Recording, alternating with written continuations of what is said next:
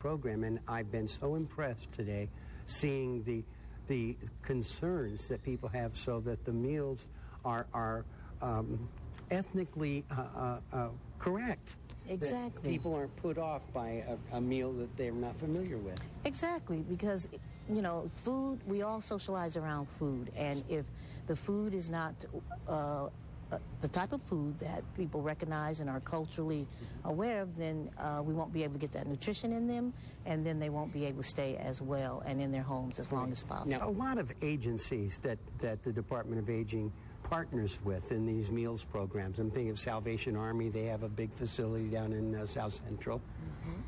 The nonprofit agencies are generally located in the city of Los Angeles boundaries, and they're community-based agencies that have been around for plus 30, 40, or 50 years. Well, it's hard for all of us to know how great the needs are. And if you're not authentic, if you're not from the community, a lot of times people will just turn you off. This is true. This is exactly true.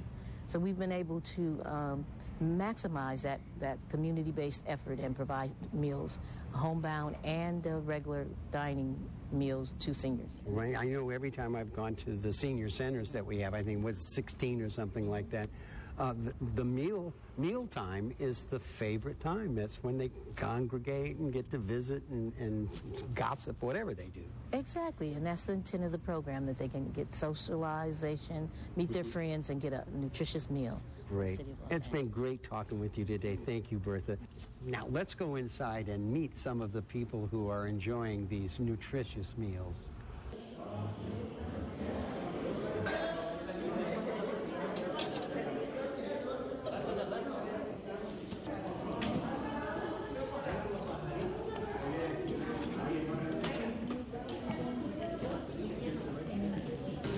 How long have you been coming here to the center? Well, we'll say about four years. Oh, really? That's wonderful. Yeah. Well, what do you think of this nutrition program? It's wonderful. I can come over here, eat, and make friends, Right. and enjoy myself.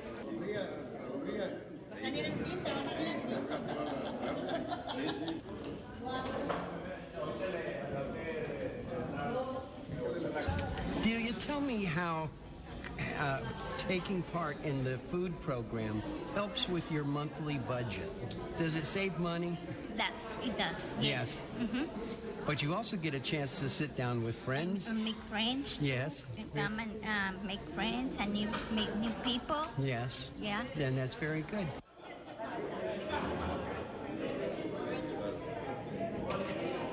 Can you tell me how long you've been participating in these meal programs? Yeah, like about almost 2 years. Almost 2 years. That's right. How did you find out about it? By somebody else, another friend, Right. about Yes. the neighborhoods. Uh-huh. That's good. So do you walk over? You drive over? I walk. Oh, that's good. Once in a while, I drive when I have a car. I got you. Now, how was the meal? Oh, excellent. Now, what did you have today here? You got an egg salad? Egg salad, and then salads, and it was bacon. Fantastic. It is. That's very good. With bread. This is orange juice and a milk and a piece of banana. Aha, very I good. love banana too. Very good. Yeah. So, oh, chili. Don't forget that chili. That's the flavor for the food, you know. We're Mexicans, you know. I'm Mexican, I like the chili. Now, I'd like to welcome back a longtime friend of Aging Well in L.A. It's Vicki Gutierrez. Welcome back, Vicki. Thank you. This is very impressive over here at the International Institute of Los Angeles. And you guys serve eastern Los Angeles, the eastern part of the city? Yes, we do. We serve 66,000 meals in our 6 dining sites. Wow, that's fantastic. Now, the community has a need, clearly. Definitely. But it's so amazing that the Department of Aging has been able to put together a program as extensive as our nutrition program. Yes, the Department of Aging is very aware of the needs of the city and supports our agency with their funding and helps us develop our program. Right. I got such a kick out of talking with Guillermo and Delia. That was Alfonso as well.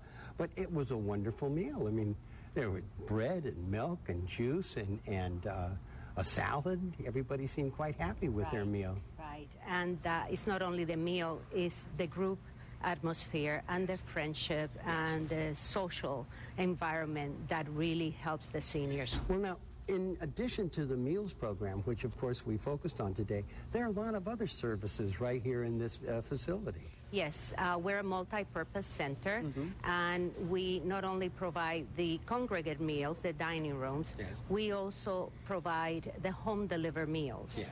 And we have about 200 meals daily going out from here. We also serve the seniors through case management and social work.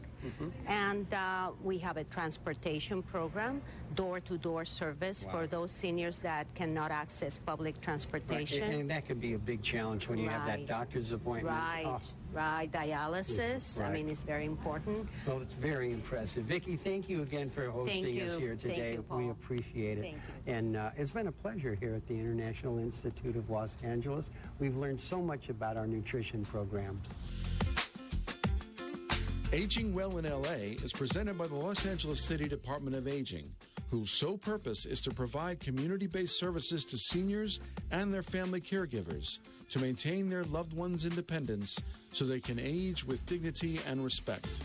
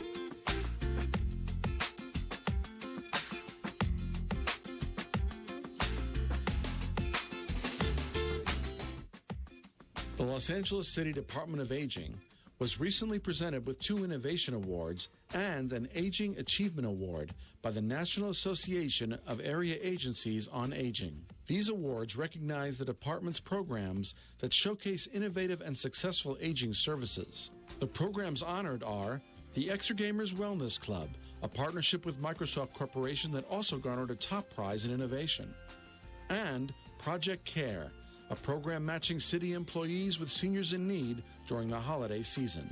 The Los Angeles Wellness Centers Network was recognized with an Aging Achievement Award. These awards recognize the Los Angeles Department of Aging's efforts to improve the quality of life for seniors in the Los Angeles area.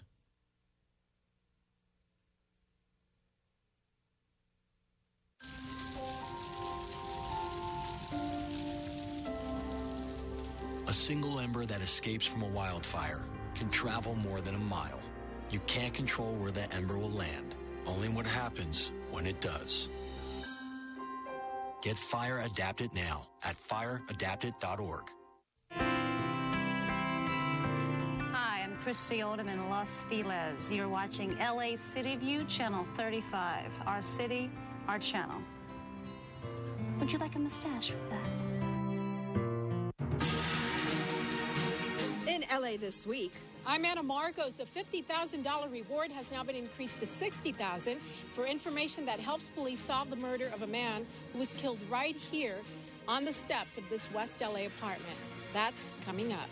The city of Los Angeles becomes the second city in America to establish an advisory council specifically for the transgender community. I'm Gil Reyes with a story next. I wish it could be every day. It's door-to-door service and VIP treatment for some elementary students. I'm Rasha Goel, and that story's up next.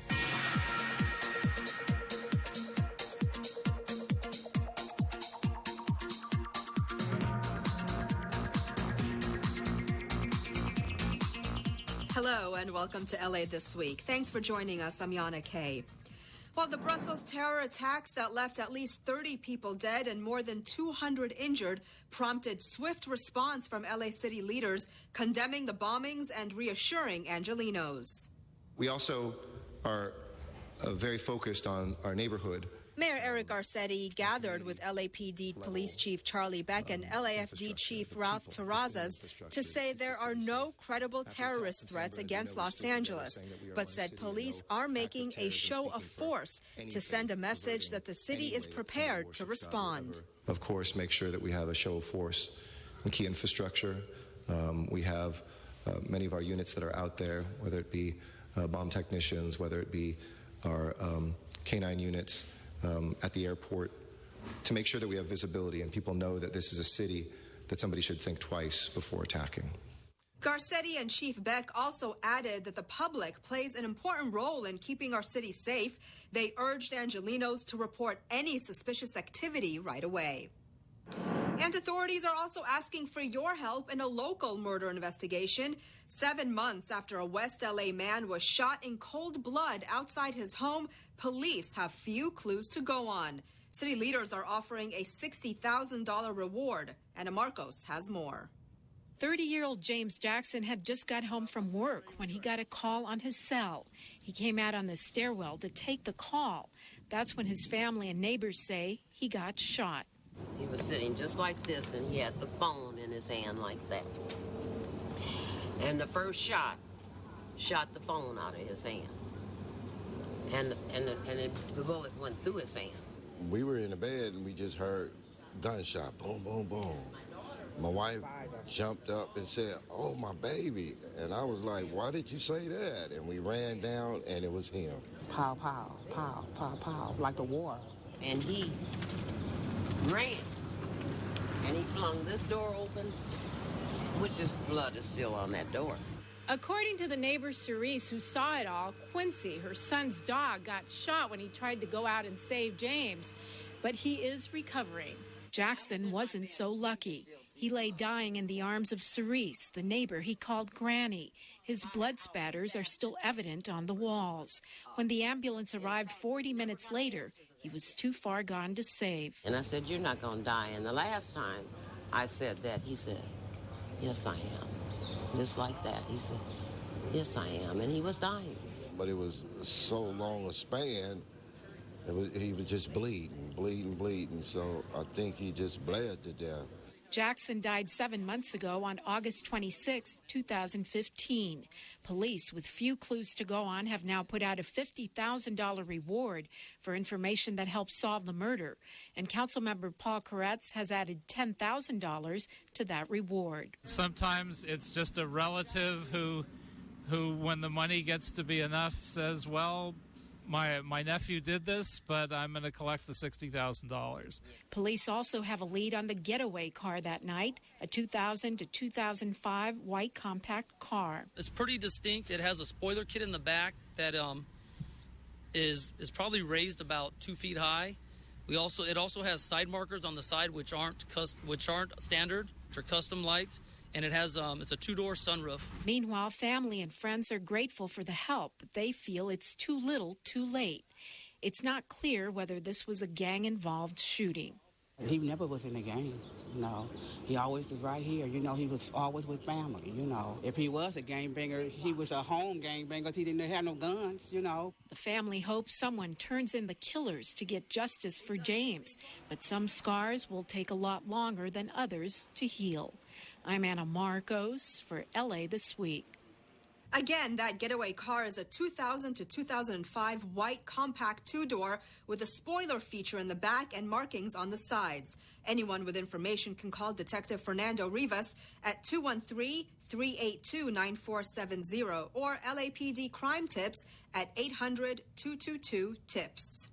Well, Jewish civil rights leaders recognize peace officers who've gone above and beyond the call of duty. Gil Reyes reports from the Skirball Center. The Anti-Defamation League hosts its annual luncheon recognizing excellence in local law enforcement. Among the recipients of this year's Sherwood Prize is the Community Safety Partnership Program. an innovative approach to policing. If it wasn't for that, I would be another statistic, getting pregnant at 16, dead. I don't know. It is the philosophy that Chief Beck wants for the entire department, and that is relationship-based, cultural-based policing. LAPD Commander Philip Tingarides and his wife Imada, a police sergeant, are a biracial LAPD couple. Together, they've led a multiracial, all-inclusive brand of community policing, one that's built trust between cops and the low-income housing communities they serve. As this 2014 HBO documentary shows, officers supervise youth football and Girl Scout programs, forging bonds not only with the kids, but also their families. The formula has helped reduce crime in L.A.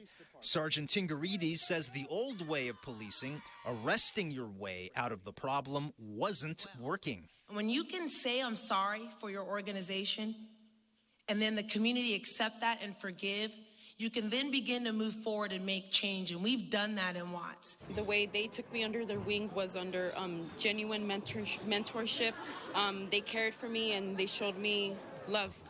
So. Stephanie Amaya is now enrolled in college, pursuing a career in nursing.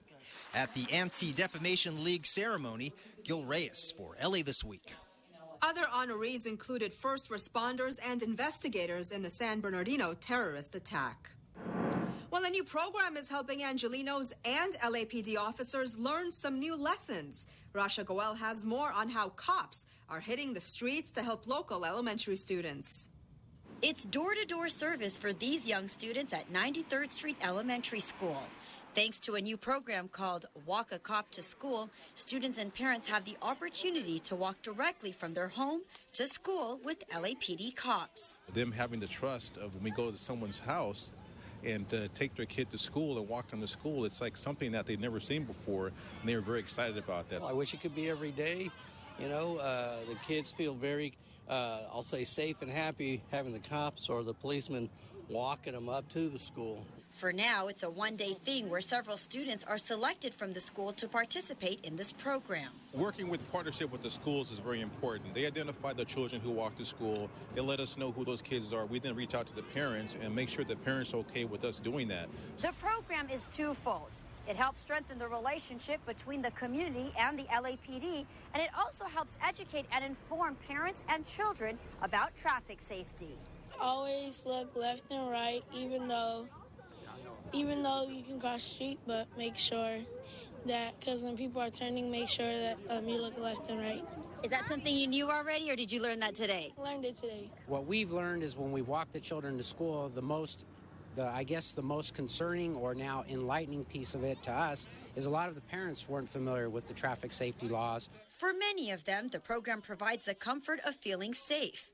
And even for those getting dropped off to school, valet service was available. So many crime around here that it's just crazy. Cars don't stop. Kids almost get run over. I mean, this is like a really good program right now that they're having, because normally we never had that much law enforcement around here. So. LAPD officials say several schools have already reached out to them regarding the program, and they look forward to bringing Walk a Cop to School to other local schools in the area. In Los Angeles, I'm Rasha Goel for LA This Week. Walk a Cop to School is a new program and has been implemented in 2 schools so far.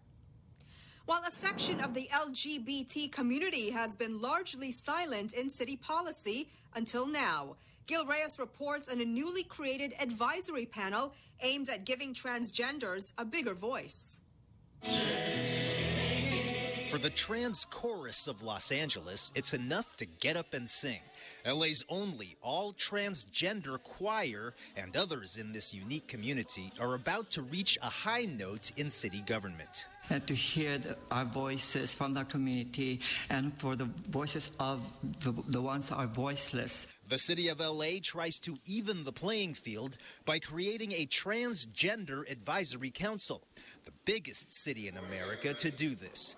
Transgenders are people whose gender identities do not match their assigned sex at birth. Some people say they're the most ostracized group in the LGBT community, and it's finally time to right some wrongs. There has not been transgender equality when it comes to economic opportunity. when it comes to the ability to just even rent an apartment, when it comes to jobs. Second, though, is to look at ways that either directly through the executive branch or through the legislative branch we can make changes that help us be the most trans-friendly city in the world. LA's sister city to the west, West Hollywood, was actually the first municipal government to set up an advisory council specifically for the transgender community. LA's advisory council is expected to make policy recommendations regarding housing, also hate crime prevention. Improvements in job training, immigration, and health services are also expected with direction from the new 9-member panel. Recently, the city has taken steps to improve equality and safety for trans community members, like separate quarters for transgenders at LAPD lockups. That's because transgenders are oftentimes targeted for physical and sexual abuse behind bars. I look forward to all of the reports that are going to be coming to my committee that I chair, and we will elevate the profile of this advisory council. The government of Los Angeles and the city of Los Angeles. You're part of our family. We welcome you, we embrace you, and we love you. In downtown LA, Gil Reyes for LA This Week.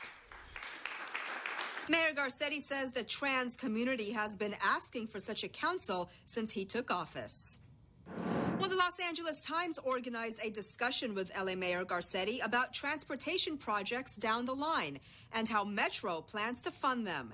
Gil Reyes reports from LA's Central Library. This Q&A, moderated by LA Times writer Pat Morrison, allowed the audience to tell the mayor what they think of LA Metro. One man said it's hard finding parking at the North Hollywood Red Line station. We were there at 6:30 in the morning. You have to park miles away. This is insane, and it discourages people from taking the Red Line. That's part of the reason why Mayor Eric Garcetti is pushing for a half-cent sales tax increase on the November ballot. If approved, it's expected to fund $120 billion in transportation improvements. That may include additional parking spaces at Metro train stops. It's not just about building lines, and all the money doesn't go into lines, new ones. It goes into existing ones, it goes into roads, it goes into sustainability, it goes into other options of transit, it goes into accessibility too for a lot of people who, if you have accessibility issues, this is still a pretty miserable place to get around as well, and we want to strengthen that. So absolutely, I want you to find that parking place, because I don't want you to give up and say, well, screw it, I'm going to just drive in. In response to the high demand for parking, Metro will begin charging for parking spaces at 9 of its stops, including North Hollywood's Red Line station. The cost between $2 to $3 daily. This fee begins in May. It's part of a pilot program to test the feasibility of paid parking at all of Metro's 50-plus parking lots. Gil Reyes for LA This Week. Paid parking will also be available at the new Expo line to Santa Monica when it opens on May 20th. Well, a new nonstop service is cutting travel time to and from Scandinavia, and travelers couldn't be happier. Scandinavian resident Mags Janssen has reason to smile. As a frequent visitor to Los Angeles for both business and pleasure, he says this new route will cut his travel time by almost 8 hours, and that means more visits to L.A. That's great, you know. That's if you shorten down the flight, I'll probably go more times a year, probably. Expanded travel and trade to and from Los Angeles. That's what city and airline officials are hoping for as they gathered recently to mark Scandinavian Airlines' inaugural flight from Los Angeles to Stockholm, Sweden. We have synergies with innovation, with tech, with entertainment.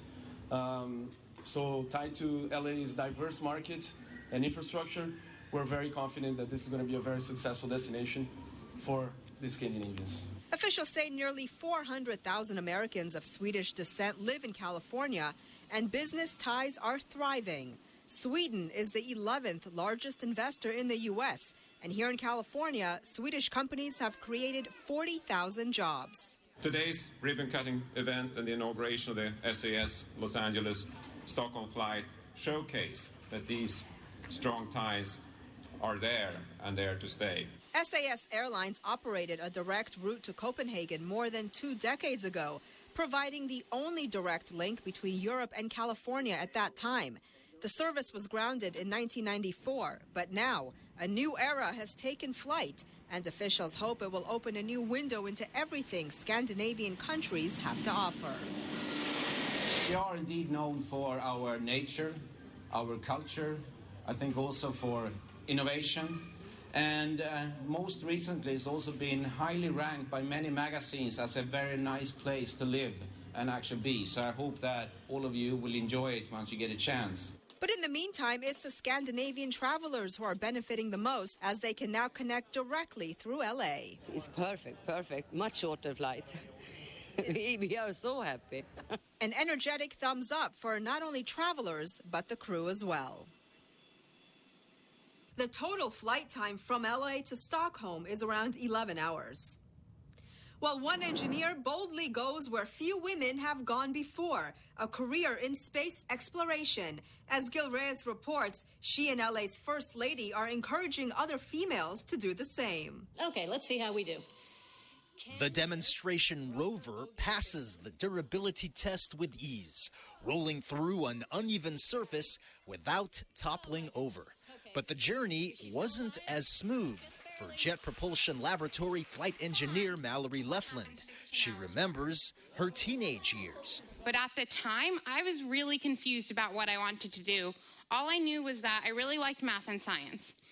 I thought, okay, maybe I'll be a math teacher, or maybe I'll be a chemist. And then I would argue with my parents a lot, so I thought, oh, maybe I'd be a really good lawyer. But Lefland pursued her passion, studied really hard in courses made up mostly of boys, and landed a job at NASA's JPL. Her proudest achievement so far, working on the Mars Rover Curiosity Project. On this Women's Heritage Month, Lefland and First Lady of Los Angeles, Amy Wakeland, encouraged female students to pursue careers in science and technology. We need you. Women are only 13% of engineers and just 25% of people working in computer science and math. And in this city, we can't let that stand. So do what you love. Focus on what you love. Don't be deterred, and reach for your dreams and live important lives. And the reaction? If you work hard enough, you'll get it. So I'm thinking of going into NASA now. It'll give me a chance to stand out of all the guys and show them I could actually do this. The LA City Library offers hands-on science programs for young people. And again, this is your library, and all of you are always welcome here, and our services are free. To help LA's female students reach for the stars. At the LA Central Library in downtown, Gil Reyes for LA This Week. The LA City Library offers more than 500 free STEM programs for young people. STEM stands for science, technology, engineering, and math. Well, it's a party with a purpose. Now in its 5th year in LA, this ball is becoming one of the city's signature fundraising galas and premier social events, while helping turn dreams into reality. Rasha Goel has more. Masks and mystery. The United Negro College Fund's inaugural Mayor's Masked Ball was recently held at the JW Marriott in downtown LA, a fundraising event to help young African American and minority students achieve their dreams. The United Negro College Fund funded my entire college experience for 4 years. And I can't tell you how it felt to have an extended family of donors that I didn't know that thought highly enough of me. The United Negro College Fund awards 12,000 scholarships a year. About 120,000 students apply, and those with the best academic record and greatest need are the ones rewarded. UNCF gives them that bridge between college and their dreams. Many times that bridge doesn't exist because people say, well, maybe I don't have enough money, my parents can't pay, I'm too working class, and they settle for just working after high school. But UNCF, this is about raising money to provide more of those bridges to be built throughout the city to great campuses around the country. UNCF is the nation's largest minority education organization and provides operating funds for 37 member historically black colleges and universities. So this year, in our fiscal year, which will end March 31st, we're projected to have raised $135 million all across this country to support our work to provide scholarships for deserving students to attend the college of their choice, and to support historically black colleges. Mysterious fun for a great cause. I'm Rasha Goel for LA This Week. In its 70-year history, UNCF has raised more than $4.5 billion to help 400,000 students attend and graduate from college. Well, city leaders take steps to make it safer for passengers using ride-hailing and other transportation services. It may soon be up to you to decide to put the downtown LA streetcar back on track, and the Boyle Heights community gets together to promote safe streets in their neighborhood. All these stories in City Beat. Los Angeles Mayor Eric Garcetti and council members Paul Krikorian and Herb Wesson have asked the California Public Utilities Commission to allow the city of Los Angeles to implement a pilot program that would require fingerprinting for drivers of limos, vans, shuttles, and ride-hailing services, including Uber and Lyft, similar to what is now required for taxi drivers, who for decades have worked under a franchise agreement with the city, requiring live scan fingerprints to cross-check potential drivers with the state's Department of Justice database and others. Officials say this provides an essential safeguard for riders by preventing people with significant or violent criminal histories from driving passengers in the city of Los Angeles. Metro has earmarked $200 million to complete funding of the historic downtown LA streetcar. The project could be funded through a new half-cent sales tax on the November ballot. The potential measure would ask voters to increase the countywide sales tax by 0.5 cent for 40 years and to continue an existing tax, Measure R, for an extra 18 years to run through 2057. Officials say the measure would fund hundreds of transportation projects and focus on easing congestion and improving transportation options for the entire region. In response to recent hit-and-runs, Eastside community residents, along with transportation and youth organizations, recently came out for a street event in Boyle Heights to raise awareness for the need of safety and public space improvements along Cesar Chavez Avenue. The event is the culmination of months of community workshops and seeks to gather input from community members on ways the city can make permanent improvements to create a safer, more culturally vibrant street. Some residents say the efforts so far have made a difference. Infrastructure that's being put in is really important as me, as a person who bikes and walks here. It's making the streets safer for us. I don't feel as in danger when I'm walking down the street that much anymore. Renting a Zipcar just got easier with more places to drop off once you've checked out. Gil Reyes explains.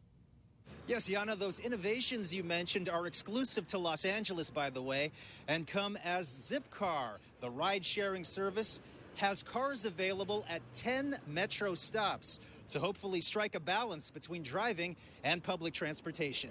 Hold the card over the card reader and wait to hear that beep. Don't swipe it. Hold it. Wait for it. That's the one. Zipcar, the ride-sharing service that requires Zip cards to access vehicles, unveils new features solely for the LA market. These rental cars that offer parking spaces, too, are available anytime through the Zipcar mobile app. It really is about utilizing as many options as possible for people to get around. Perhaps the biggest innovation is the ability to rent for one-way trips. That means you can check out Zipcars at one location and drop them off at another. More than 175 locations to choose from in the LA area. Company spokespersons say ride-sharing using one Zipcar takes 15 personally owned cars off the road. Right now, the average Angelino spends 70 hours a year stuck in traffic. We have to make better choices. That 70 hours a year could go back to our families, to our education, to our jobs, and just to our quality of life. LA Metro has started offering Zipcars at 10 of its stations, including the North Hollywood and Universal City Red Line stops. The goal is to improve transit options during the first and last miles of a rider's commute. These trips between home and the train station oftentimes require a car because they're too far to walk. Metro was also negotiating with another rideshare company, Lyft, to determine the highest activity of rideshare trips near transit stops, to possibly build infrastructure there to meet the demand. Anytime we're armed with more information and we can provide better opportunities for the residents of LA, the better. Because there's more than one way to get around town. In downtown LA, Gil Reyes for LA This Week. 500 Zip cars are now available for rent in the LA area. While reliving some classic movies during the 5th annual Wayne Federman Film Fest, if horror is your thing, The Shining is just the ticket, and the Waddles Mansion goes Hollywood. All this in this week's Things to Do.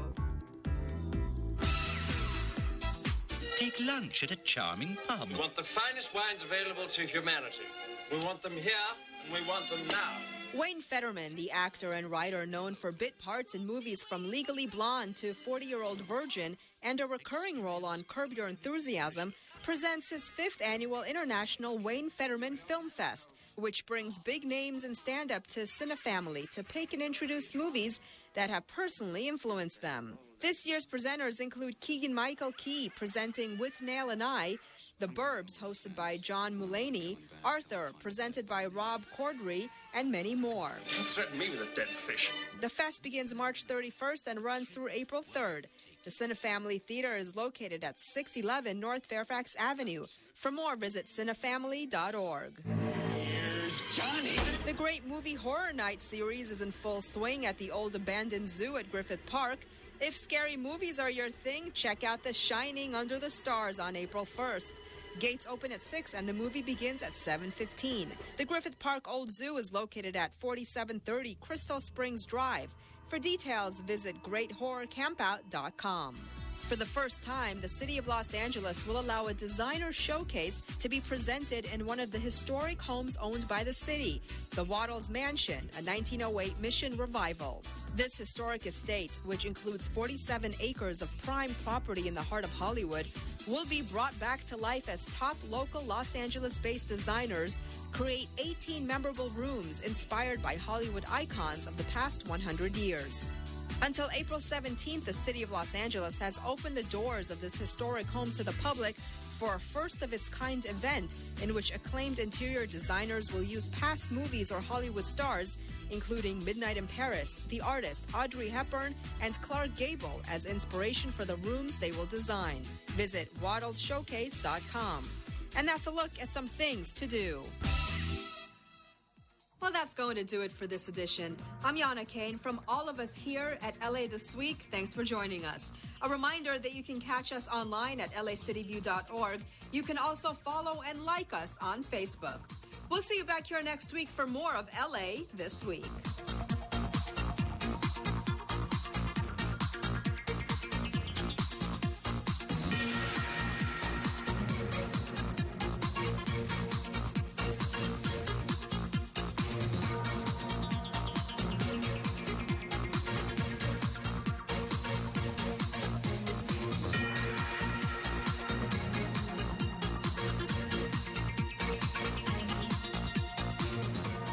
During California's next major earthquake, an epic battle will take place.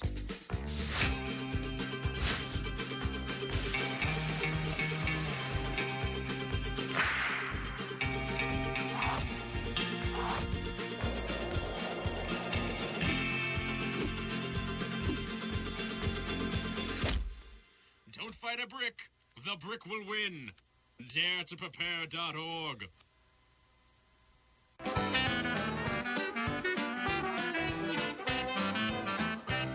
Hi, I'm Kevin from Chatsworth, offering you a taste of New Orleans since 1986. You're watching LA City View, Channel 35. Our city, our channel.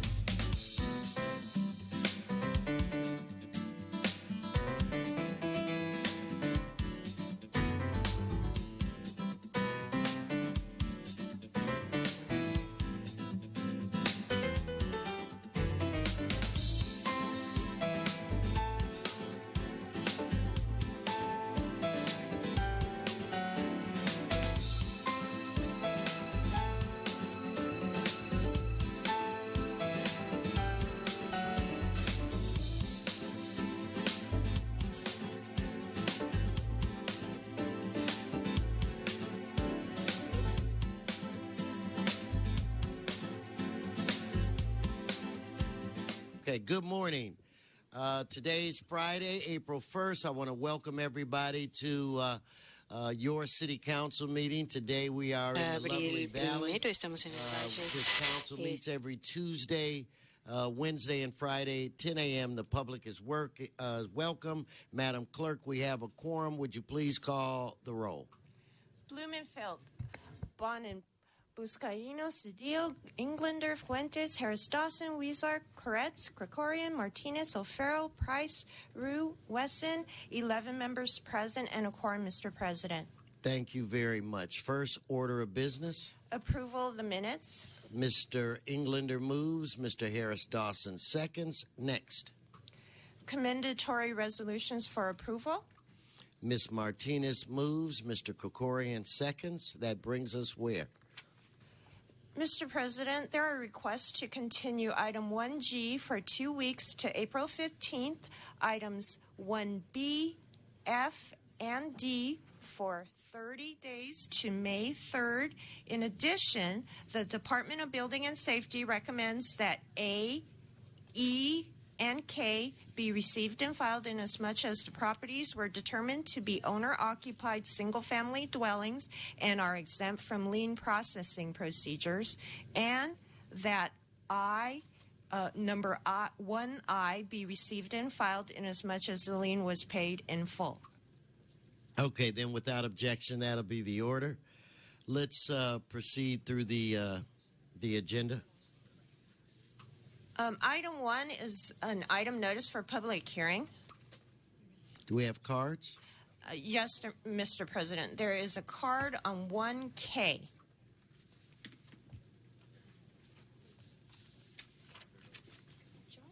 Okay, let's move on. We'll hold that item.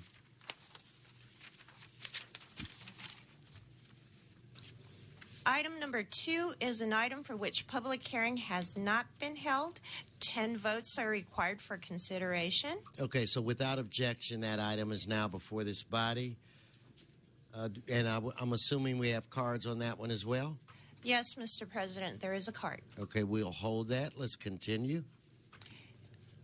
On the continuation agenda, item 3 is an item for which public hearing has not been held. 10 votes are required for consideration. Okay, so on this item, again, without objection, that item will be before this body. Mr. President, there are cards for this item. Okay, so we'll hold that.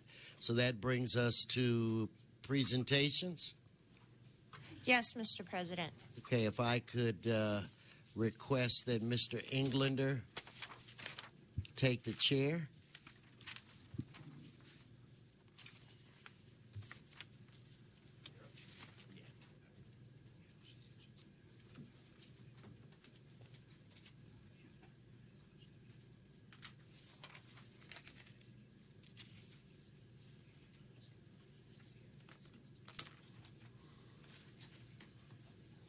And the floor is yours. Thank you very much. If I could ask that the good people from LACC come and join me. We are celebrating their 30th anniversary, the Los Angeles Conservation Corps. We want to thank them for all of the work that they've done for these past 30 years. You know, a very wise man, come on, let's balance it out. Look at these kids. A very wise man back in 1986 thought that there was a need to create a program that could help young people who lived in challenged communities or at-risk communities. And he wanted to put in place a program that would provide some job skill training, some education, and then an actual paid component.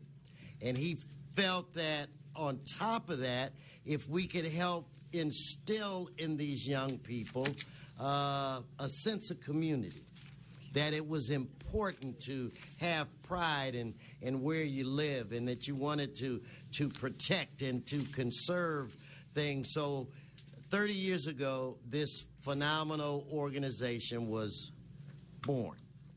Now, they have done so many things. I just want to give you a brief preview. The thousands of young people that have come through this program have constructed more than 50 community gardens, 75 parks and playgrounds for inner city children, have restored over 5,000 acres of natural habitat, and have planted almost 100,000 trees, right? Is that right? About 100,000 trees. Now, I've got phenomenal notes, and I could say an awful lot about this organization that I would be, they assist me so much I can't say enough good things about them. But we are honored today to have this young man that 30 years ago had this great idea to start this phenomenal organization, a man who has been a public servant forever. Whenever he believes that he's in the private sector, we pull him back into the public sector. I don't want to give a list of all of the jobs that he's held, but he was a U.S. Secretary of Commerce for the greatest country on the planet. And ladies and gentlemen, instead of me detailing the good things, the wonderful things, and even the reason behind this organization, it is my pleasure to present to you the man that had the idea, the man that had the vision. Ladies and gentlemen, please give a warm round of applause for our former secretary, Mr. Mickey Kantor. The floor is yours.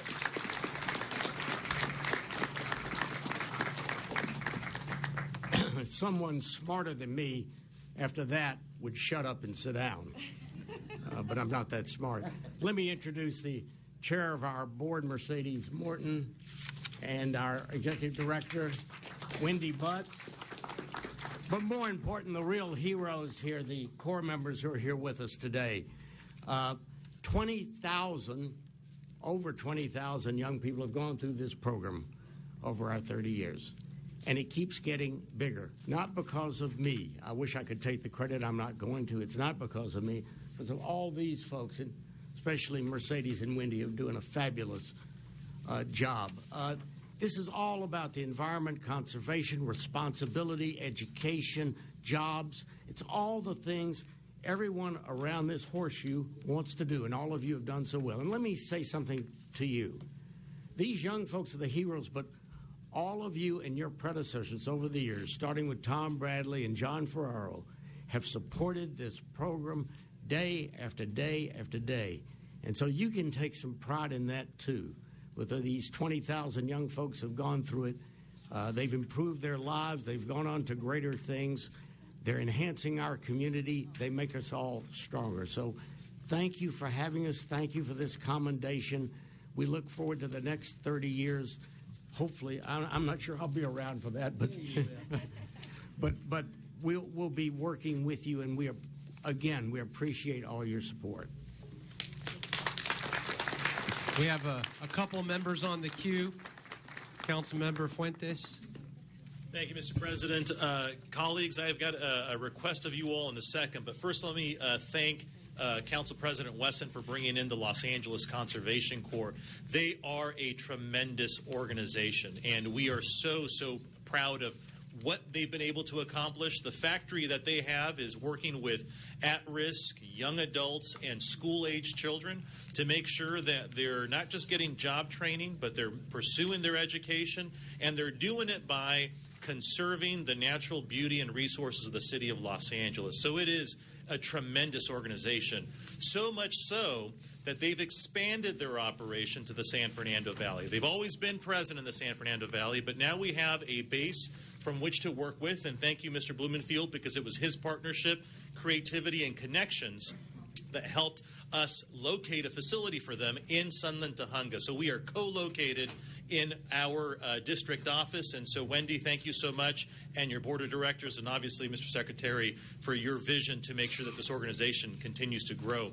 But, colleagues, we're going to be upon, in fact, it's April, and we're going to be in budget season real soon. And so you'll see that there's going to be a request from the Office of Community Beautification to make sure that this organization gets fully funded. So as we proceed in our budget conversations and subsequent negotiations, we need to make sure that we fund programs like this, because not only is it doing tremendous things for these young people, but there is a project right now in CD7 on Laurel Canyon that is maximizing stormwater capture.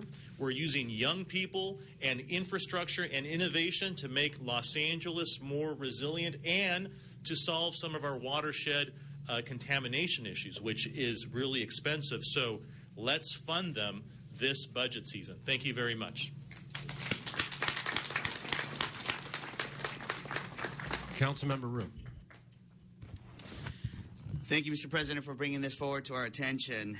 And I rise to especially say thank you and show support. And the fact that I did not know, Mr. Secretary, that you started this program some 30 years ago, because I'm so excited. And what you said, it's about conservation, education, responsibility, and jobs. Jobs for our at-risk youth, for our low-income youth. Because some 26 years ago, I, along with Christine Peters, who works for Councilmember Mitchell Farrell, was one of the 20,000 that went through the program. And as you said, you know, many of the young youths went on to do greater and better things, and here I am full circle. And I want to personally say thank you for this program, because it's not just about jobs, it's not just about conservation, it's about leadership. I still remember the camp, because before you could work, and I heard that maybe because of budget cuts, you no longer have the leadership training camp. But before you start on the summer job, you had to go through a 1-week camp. And I still remember jumping off a tree to learn responsibility, to learn courage. I traced back my environmentalism to the Conservation Corps, to Earth Day. When I was younger, when I was 14 years old, I did not know why. I just thought it was a job. But the skills that I learned there still stays with me today. It was the seed that was implanted in me that makes me responsible for what I know today and why I consider myself an environmentalist.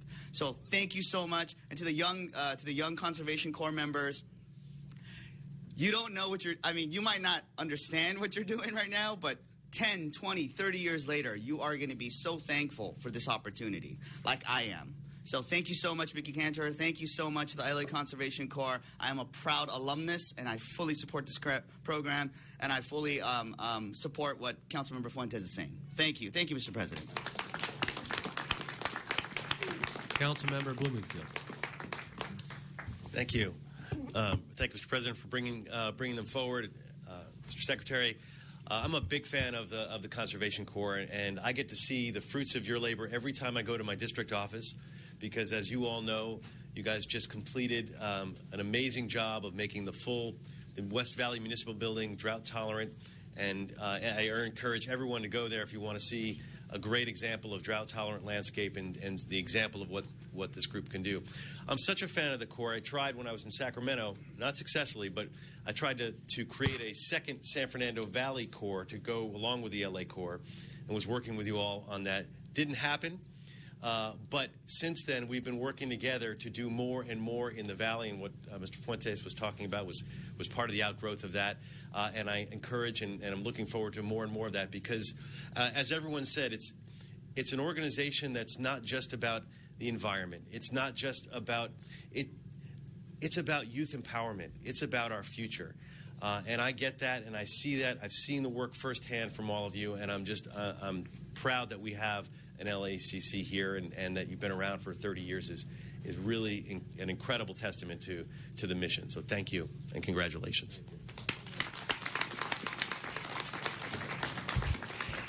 And before I wrap this up, Wendy, did you want a word? Come on, a word. I usually prepare my remarks, but I've gotten to know so many of you over the last year, and it's been such a pleasure. I never knew all of the work that was done in the city to support us, and I'm so proud to be the leader of this organization and work with all of you to do what we do in the city of LA. So thank you so much. And thank you to the Corps members who are doing this every single day. And as I wrap this up, I do want to share this story. But hopefully you guys realize they work 7 days a week. There's, you could be out on a Sunday and you could see them removing graffiti or engaged in some other project. But a few years back, I had to give a speech in front of a organization, and there was all of this graffiti in the backdrop. And everybody was sitting, and I got up, and before I spoke, a person said, it would be a good thing if you could get this graffiti removed. I got on my phone in front of 300 people, called our local person, and before I finished my speech, they had a crew removing the graffiti. Needless to say, I was a big hit that day. And I just want to thank you guys for always being there, doing the phenomenal work that you do, providing opportunities for young people, because all they want, they're just like we were back in the day. They just want a shot. They don't want you to give them anything. They just want you to open the door and let them have an opportunity to walk through. And I appreciate that you've done that for over 30 years. So members of the council, please join me in saying happy birthday to LACC. Thank you so very much. Big round of applause. Thank you very much.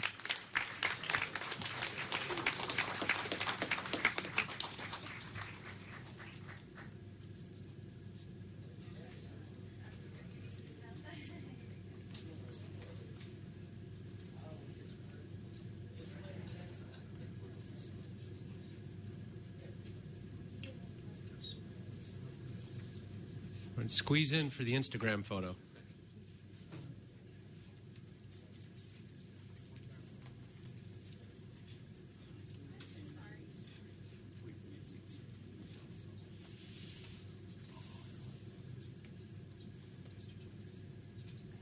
All right, let's give him another round of applause. Thank you so much. We have a special presentation from Councilmember Krikorian.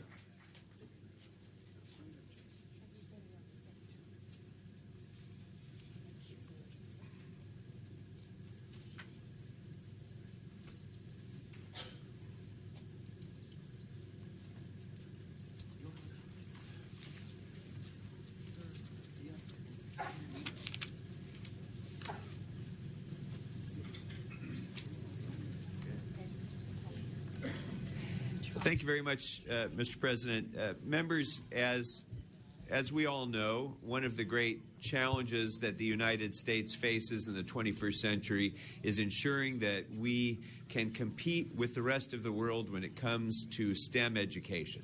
And we're working hard to make sure that our schools produce the next generation of innovators and inventors and technicians who can make sure that the United States retains its place of dominance in the knowledge-based industries of the 21st century.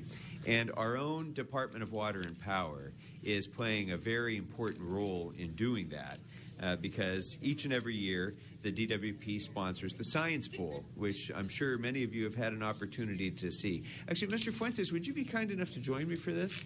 As our resident scientist and technological person and the chair of our Energy and the Environment Committee, it's good to have you join us. As you know, and as I'm sure you could compete well in, the Science Bowl is a very demanding competition among high school students throughout Southern California. And Mr. Fuentes, a few of the questions that are included in the Science Bowl are things like this. Rounded to the nearest whole number, how many feet does light travel in 1/1000th of 1 second? Mr. Fuentes, quick. No, it's all right. I'm not going to put you on the spot. I have not the first idea. But what is the biological term most often used for the act of a cell engulfing a particle by extending its pseudopodia particle around the particle? So I'm sure all of you remember this stuff from high school. But the Science Bowl really brings out the best in our high school students in this competition. And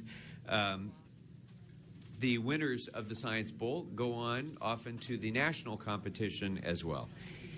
And I have to say, I'm very proud to say, as the representative of the North Hollywood High School Highly Gifted Magnet Program, that if there was ever a dominant team, as dominant as the New York Yankees have been in baseball, as dominant as Coach Wooden's UCLA basketball teams have been, as dominant as the Soviet Union's hockey team was, it is the North Hollywood High School Highly Gifted Magnet Science Bowl team.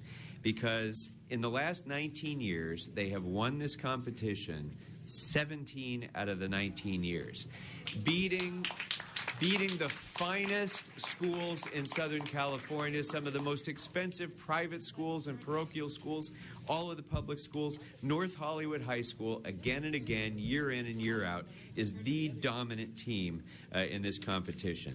Since 1998, they've only lost twice. And this year, it was a tough battle.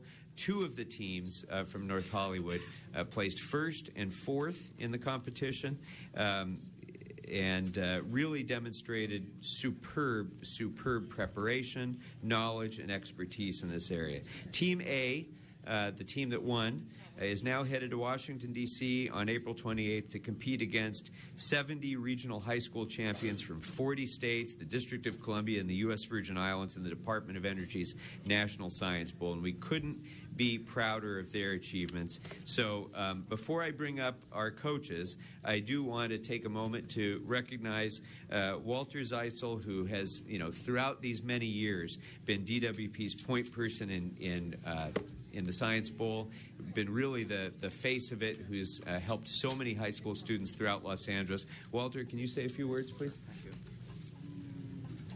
Thank you, Councilmember Krikorian and Councilmember Fuentes. And Mr. President, members of the City Council, the Department of Water and Power is really excited to host and serve as the coordinating regional sponsor of the Science Bowl. We're only one of 2 utilities around the country in this capacity. The Science Bowl, LADWP Science Bowl as we call it, the geographic region covers the area of the city of LA and the entire Los Angeles Unified School District. There's also another regional in LA County, the Southern California area at JPL. Our regional consists of 42 teams in the buzzer competition, 48 overall this year from 25 participating high schools, chartered, private, and parochial schools. This is a true community partnership. It's not just DWP, but it also involves our over 100 volunteers. Also, not only just our employees and families, but also members of the community that serve as moderators, timekeepers, scorekeepers, and we have a number of alumni, including 2 that come back every year that participated in the first year we did this in 1993. We also have a number of organizations that help fund the program besides DWP, corporations such as Hitachi and the gas company, the U.S. Department of Energy and the public sector, and nonprofit sector includes the Water and Power Credit Union and IEEE that provide funding for this program. Our regional championship teams overall, since we started this, have won 4 national titles. North Hollywood alone has won 1 of the titles and placed among the top 5 nationally 8 times. They won 4 seconds, a third, or fourth in place over the years. Some of the success of this involves not only the students that put extra time in every year, but also the coaches. Elton Main is the coach, but also Len Soloff was a longtime coach. He comes back every year as a retiree.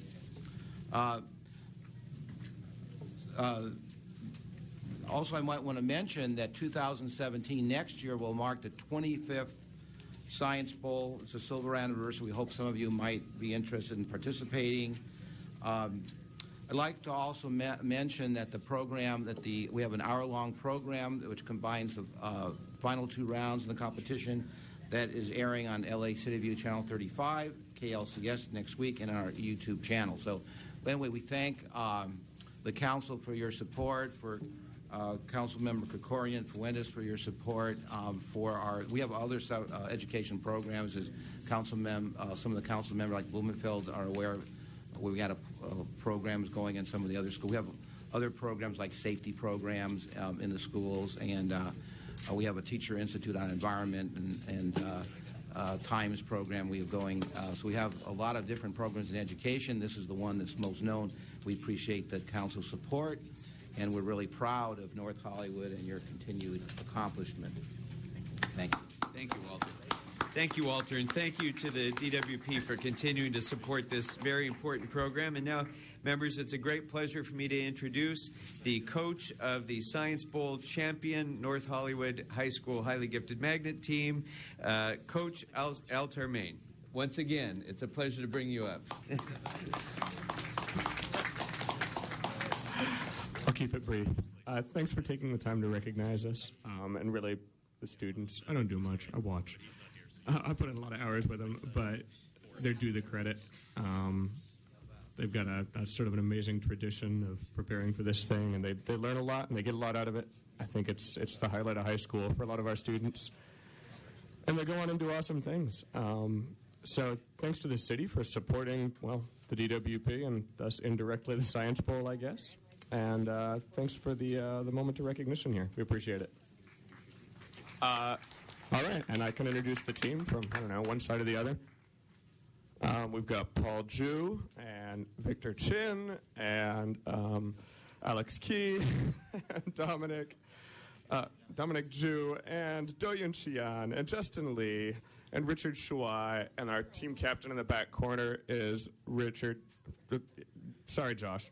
Joshua Kim.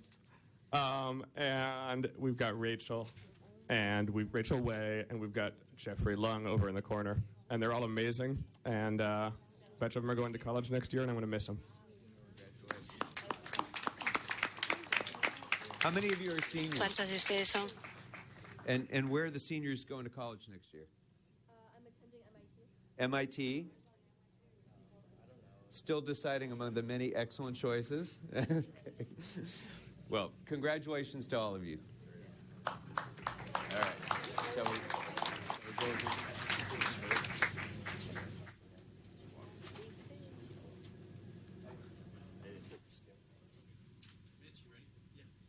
We have a special presentation now from Councilmember O'Farrell.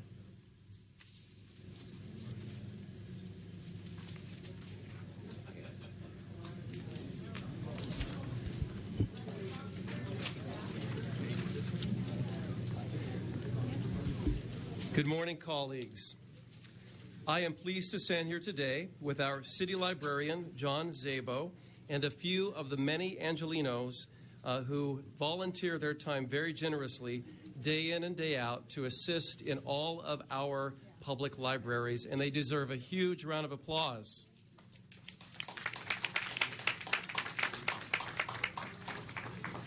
I hope that we can expect a larger round of applause when I introduce some of these people.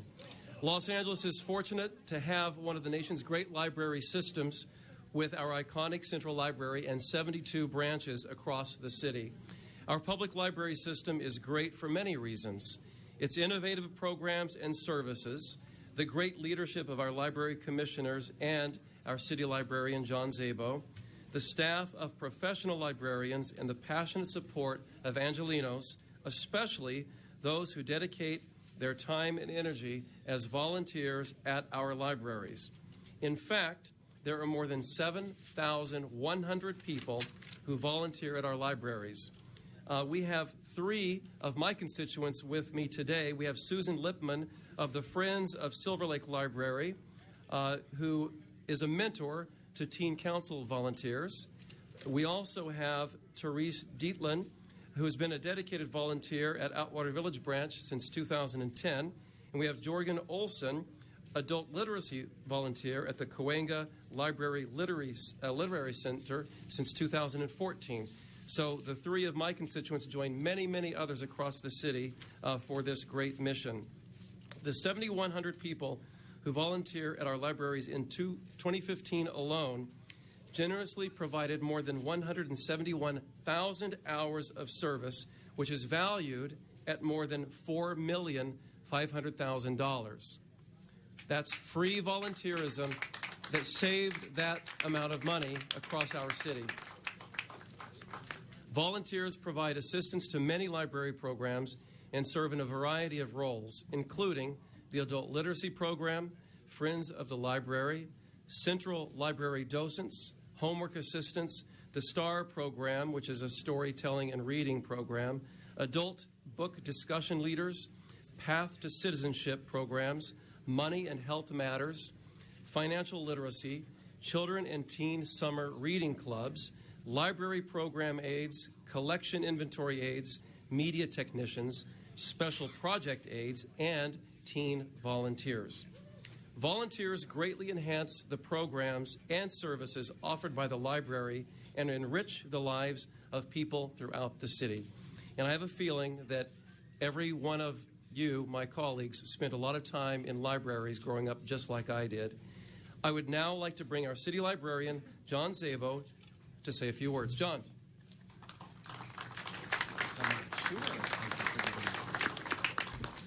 Well, thank you so much, Councilmember O'Farrell, Council President, Council members. How lucky are we in the Los Angeles Public Library that there are over 7,100 people who volunteer and freely give their time to support the work that our amazing staff are doing in our libraries. We are so fortunate. Our staff, I think, do a really fantastic job of saying thank you every day of the year. But it is wonderful to have this formal thank you from the City Council. And so let me say thank you for saying thank you to our amazing volunteers for their dedication, their hard work, and their generosity. And our volunteers, of course, include Angelenos of all ages, as you heard, from teens to seniors. We have amazing volunteers from the San Fernando Valley represented here today. This is a great opportunity to do it here so that our friends and volunteers here in the Valley can be here and be recognized. But we also have, in addition to Council District 13, volunteers from Angeles Mesa and from Pico Union today. So thank you all for coming up to Van Nuys. We appreciate it.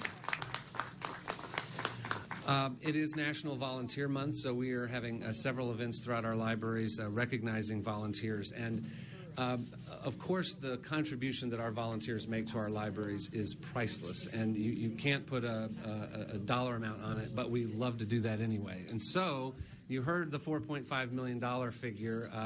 We have a special check from our volunteers to the City of Los Angeles that recognizes that incredible contribution. So again, thank you all for saying thank you to our volunteers.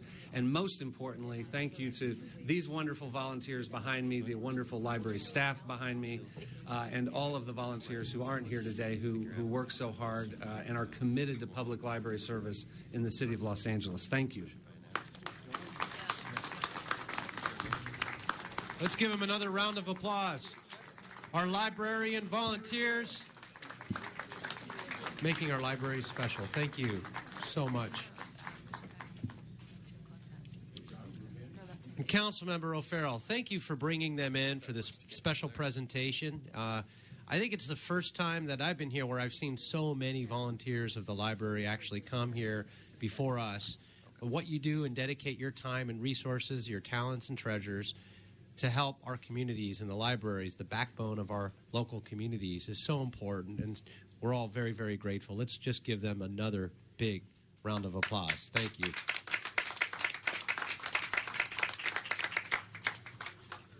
President, just everyone can reflect for a quick moment that in this frenzied, crazy world we live in, we have 71 libraries across the city that provide a safe, nurturing environment to soak up learnings and knowledge about the world, and you can go there and take advantage of all these incredible resources and really focus on bettering yourselves and the lives of your family through the beauty of gaining knowledge, and that's exactly what this world needs. So I just want to, again, thank John Szabo, the entire library staff in the system across the city, and, of course, our wonderful volunteers. And with that, just a token of our gratitude from the City Council, acknowledging April as Volunteer Appreciation Month. Thank you so much. All right, thank you.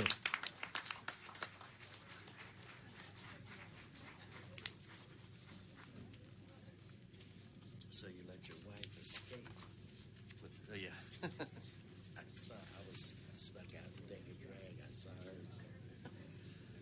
Yeah, and our daughter wasn't feeling so well, so she used that. Okay? Yeah, no, she's fine. Just normal kid. Normal kids. Coughs, colds. So she you stayed at the bitter end, or you?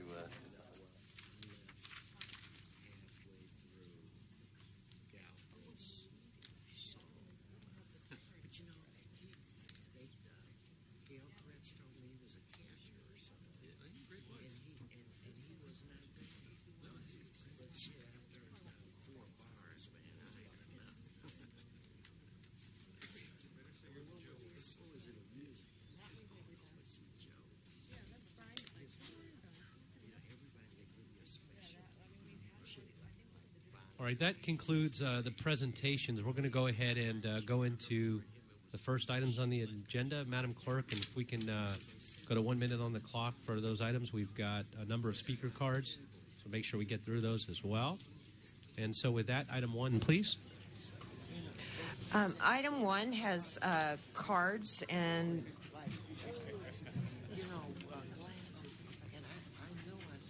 Okay, so we'll go ahead and take the cards now. Emilio Vega, followed by Dassler Jimenez. Good morning. The first time that I heard about this motion was when I wrote a letter for Mr. Torres, asking Mr. Wizard to follow up on this motion and find a resolution. The next step that you made was sending Mr. Torres a bill for $500. Is that what you do in the city of Los Angeles? When there's someone trying to protect themselves from the crime, you charge them for that? You charge people for trying to protect them from the crime? What I will suggest, as a citizen, I believe I can suggest, when you low down the crime in Los Angeles, then you charge the people for protecting themselves from the crime. We have a high criminality in Los Angeles, and you don't do much about it. And what I believe is if you don't do as an authority... Thank you, sir. Thank you. Dassler Jimenez, followed by Homer Alba. We do a hearing and we bring them in as out loud. And we also, they can allow us for them to drag DOJ. Hi, I'm resident of the Hollywood, and actually, I'm here because I'm against the low fences in the area because we have a high crime in the area. Is the city, low down a little bit the crime in the area? We can, maybe consider it to low down our fences, but we cannot do that. So we asking the city to, clean out the area first of the crime, and then we can consider it something about that. That's it.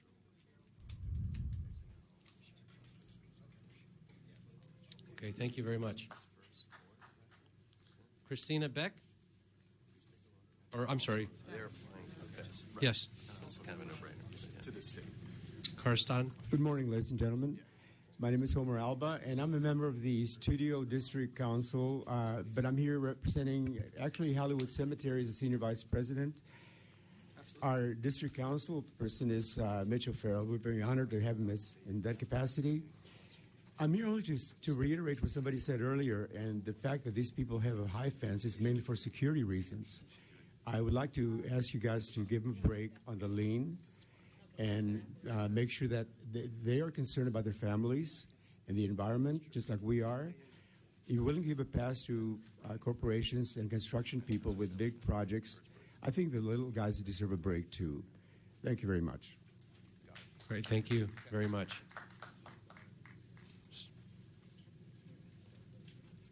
Christian Beck. Good morning, Christian Beck. I object to the liens on the homes in my district and all districts in LA. I'm vice chair of the Hollywood Studio District Neighborhood Council and have been to City Hall and have opposed the penalization of home protection. I urge the body assembled here to waive the fines and liens opposed therein and to change the code in favor of home beautification and protection. We don't want our neighborhoods to look like prisons, and the height of a fence, a hedge, a wall does not have to look ugly. There are beautiful, creative ways to protect our homes, as they do in West Hollywood, Beverly Hills, Bel Air. And because in Hollywood Studio District, we are all stars and should not be penalized or lose our homes. Thanks. Great. Thank you very much. Augustus?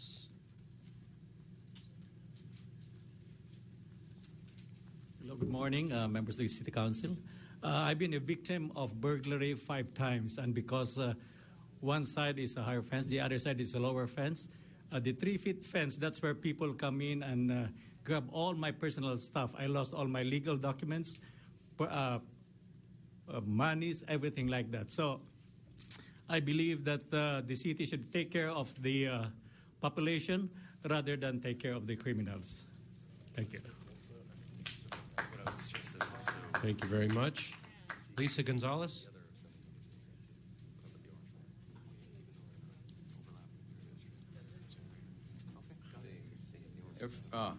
Good morning,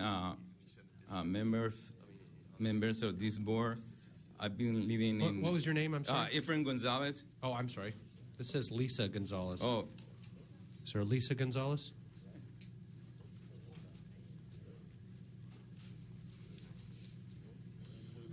Good morning. My name is Lisa Gonzalez, and this is my father, Leopoldo Gonzalez.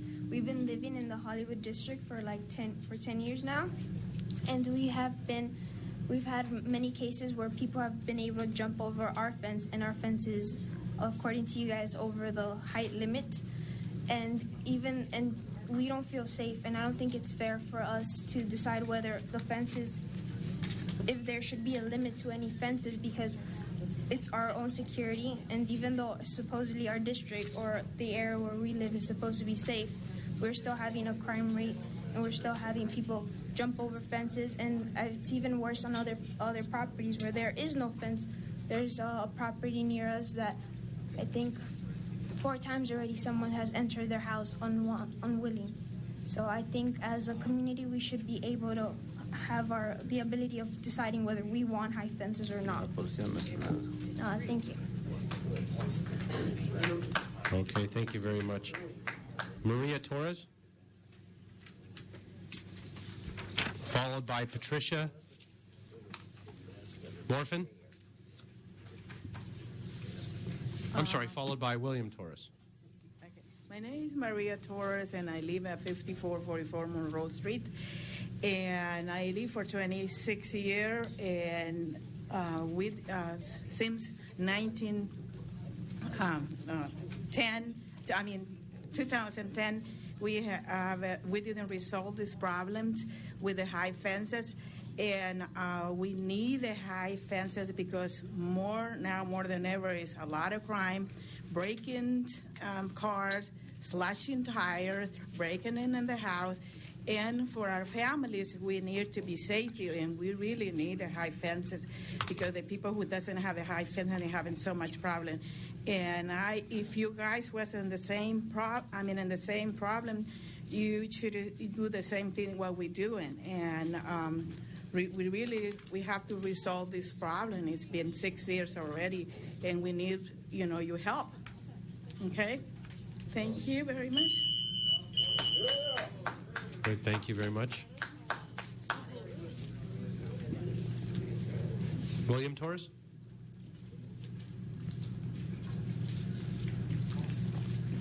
Followed morning, by everyone. Jose Torres. Yes, good morning. Good morning.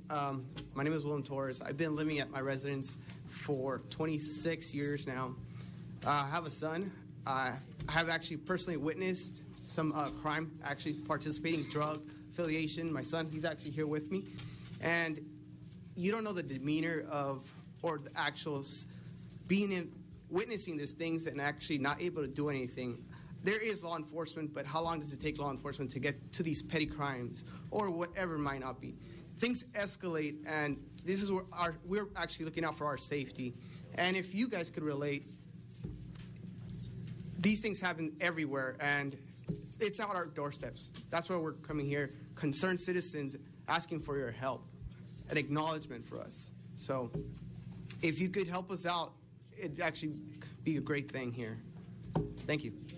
Thank you very much.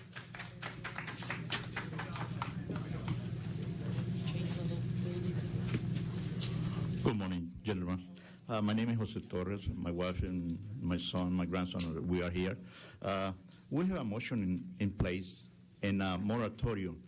So my reason is, why do I am receiving those, trying to receive the liens on the property when there is a moratorium, there is a motion that is sitting, and I think it is in a plan committee desk. We need to move this thing forward and resolve the problem, because it's not fair that I've been receiving when there should be a stop in this thing. I'm not the only one. There is another people. I know the Mr. O'Farrell is our council, our representative, but we appreciate if he has, good intention to help us at least, because this is a very dangerous situation that we live in. Thank you. Great, thank you. Patricia Murfin.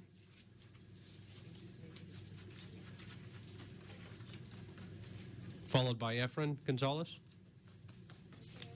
Good morning. My name is Patricia Murphy. I've been living in the Hollywood community for 10 years, and I'm highly support the high fences because the crime has really become higher in the community. Drug sales. In my personally, my car was inside my driveway, and someone came in and opened it inside my driveway with a low fence. So I highly recommend you to support us to have a high fence, please. Thank you.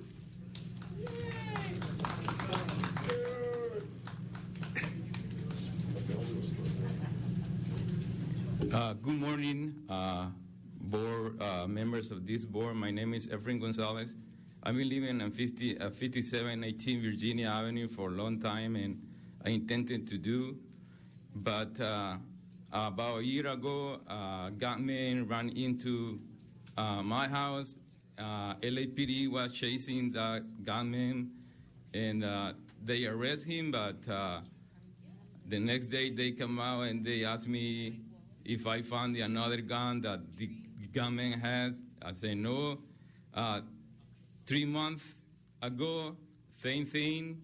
They were broken on the liquor store in Wilton in Santa Monica, same thing. And 3 weeks ago, they shut down the completely block on Virginia because there was another gunman running into the house. There were a lot of LAPD dogs and everything. So okay. I ask you, please consider that. Thank you. All right. John Walsh, followed by Wayne, followed by Eric Previn.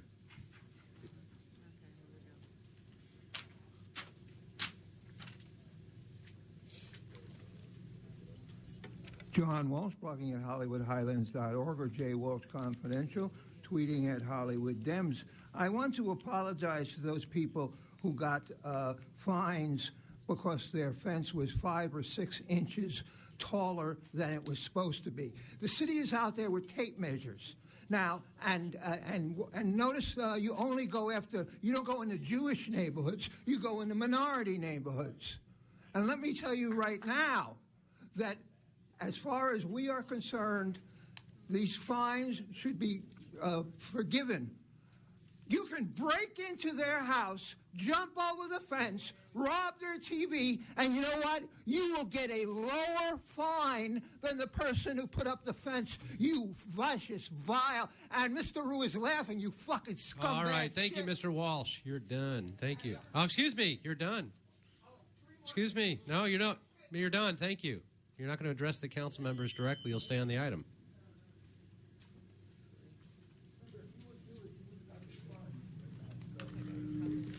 I know exactly what this is all about. Bob Blumenfield, you did this to me. Okay, you're not on the subject matter, so that's your only warning. If you're not going to go on the subject matter, we'll take your time off the clock. I want to talk about this issue, and this is very important, as I got fined by the Building and Safety Department for a wall issue. That's because somebody hopped the wall and broke over my fence and took my stuff. Because I didn't need a bigger fence. I didn't know other people had this problem till today. But because I got a criminal that's in that district, I got fined and I had to pay an inspection fee, almost $400. And then they tried to come back to me for a new wall at $1,000 a day. Now, you know how I stopped it? I start wearing this hood. So everybody come down here, wear a hood, and tell these people, fuck you, City Council. All right, thank you very much.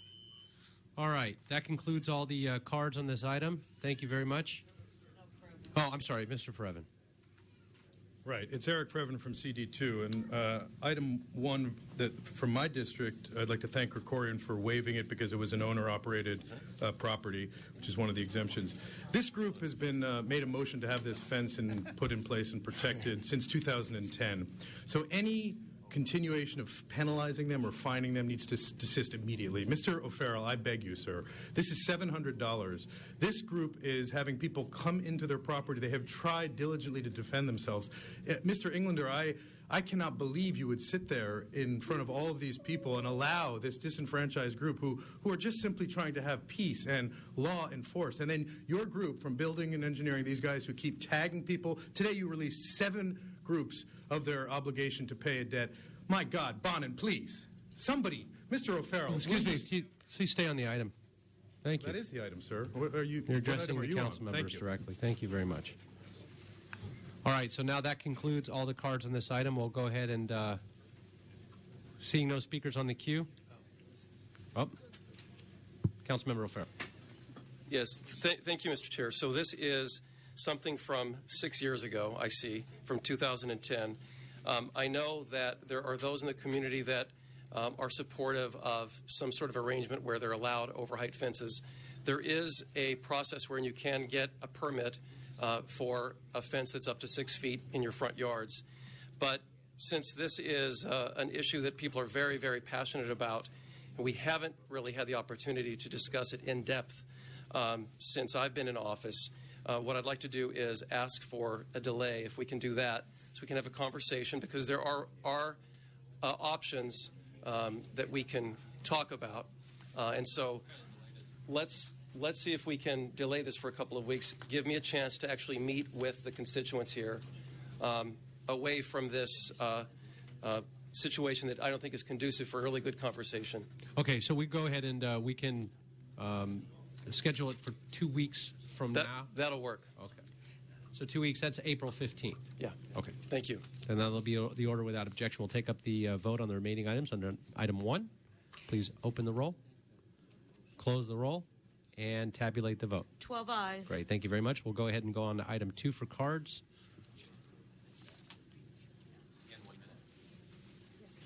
Mr. Walsh, followed by Mr. Spindler, followed by Mr. Dog. Okay, shit. Talk about dogs. Very good. We're going to talk about Dogger. Dogger, the goddamn useless agency of the state. Vote no on Dogger. Get rid of Dogger. Don't enhance anything for Dogger. Get rid of Dogger now. Shut in that motherfucker. Do not strengthen Dogger. It's owned by the goddamn politicians. Vote no on Dogger because Dogger stinks. They ain't doing nothing but gassing people, and they're owned by the oil companies. Where's there a watchdog for Dogger? There's not a goddamn Dogger watchdog. So vote no on this item. And it's a goddamn waste of time.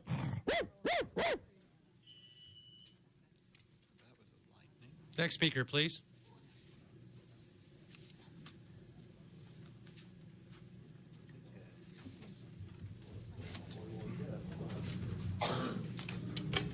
John Walsh, blogging at HollywoodHighlands.org, tweeting at Hollywood Dems. This concerns an excellent AB 2756. It's long overdue, but it really tightens things up on the oil and gas people in this city and the whole state. In this city, there's an AIDS hospice that has an oil drill right next to it. It kills people.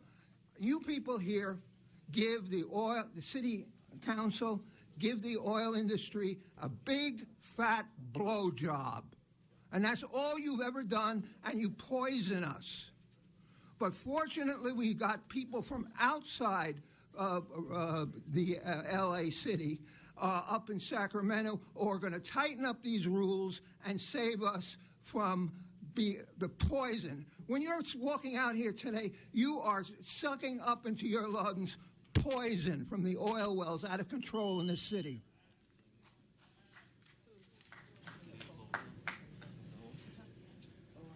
Zuma Dog, I support this legislation. When you have something like Porter Ranch, this is an attempt to regulate that so it doesn't happen anymore, and the state has to come in to do it because the city, they haven't done enough, and so we're having things like Porter Ranch. So this is state regulation because the city, you know, they're in the bag for all the wrong people that are allowing all these things to happen. So this will tighten things up, and in the interest of time and productivity, I will wrap it up with that. Thank you, Zuma Dog. Bill Rosenthal, rest in peace as well. Thank you very much. So with that, we'll go ahead and open the roll, close the roll, and tabulate the vote. 12 ayes. All right, let's go ahead and go on to item 3. It's for closed session. We'll go for cards first before we go ahead and adjourn into close or convene into closed session. Mr. Walsh, followed by Mr. Previn, followed by Wayne, Mr. Dog after that, or whoever gets there first. Let you guys battle it out. John Walsh at HollywoodHighlands.org. This concerns rezoning. Whenever they rezone, and it comes through like that, remember, it's rezoning in favor of development. And this is by Lake Hollywood, Cahuenga Boulevard. When they put up this building, this gigantic skyscraper, any skyscraper, what it does is it destroys the environment, it kills polar bears, and most important to everybody out there in the valley near Lake Hollywood, it lowers your real estate value. Every time they put up a high-rise, you're in trouble. And I want to tell you, give each one of these people $500, and if 1,000 of you do it, they will turn this back. Otherwise, these scumbags up here are sucking off the fascist developers whose money comes from Asia. Thank you very much. Next speaker, please.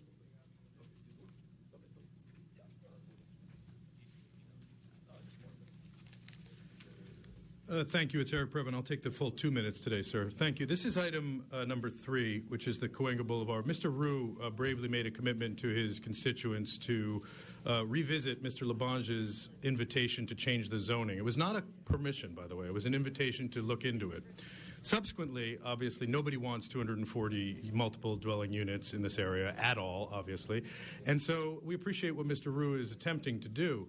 I would say this is the guy from the Hand Car Wash in Studio City, so we're familiar. That's the name of the, I believe, developer. I don't know his name off the top of my head. Mr. Blumenfield or Mr. Krikorian could certainly update, or Misner Martinez.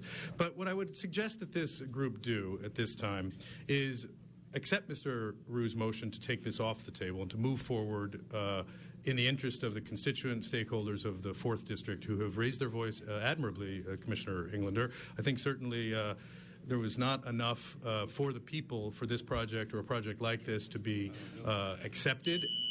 And Mr. Gaines. Thank you very much. Next speaker, please. Thank you. Thank you. Thank you.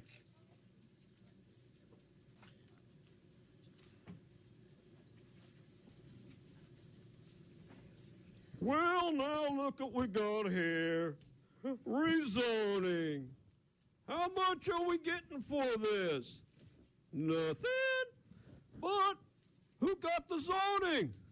The prior councilman from CD4 gave it away. And then we had a little problem. On the way to the courthouse, Carolyn Ramsey didn't get her seat on the council. What's that Asian doing over there? All right, you're not on the subject. You're way off subject.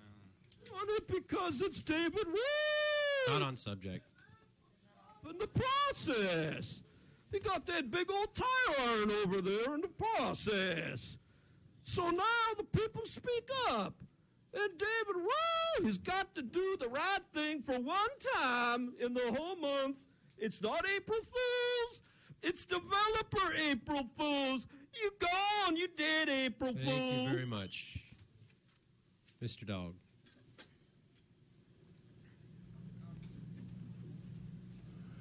Thank you. Now, what this is doing, boy, it sounds so simple and easy. Oh, it's just a mere rezoning of 2 vacant parcels. That's all. Just a mere rezoning of 2. It's called building a giant condo. Okay, now listen, Rue's against this, and for good reason. Because we've got infrastructure problems in the city. Now, you want to just pop up a giant condo. Now, obviously, if you have to rezone it, it means it wasn't supposed to be there in the first place. Okay? So, gee, let me ask you something. Are you making more room in the schools, or are you hiring more teachers for all the people? Are you redoing all the pipes? You hear about all these pipe bursts. Are you going to be redoing all the pipes for the area for all the added water? What about the parking? Parking's a bitch in the valley. Everybody knows that. And so now what are you going to do? Oh, gee, I bet they're all going to take light rail to work. No, there's going to be zoned for more garage space. Hey, can't you take care of what's on the plate? I say no, along with all the other neighborhood councils except this stupid, shady Lake Hollywood one. Ben Frott, followed by Fred Gaines.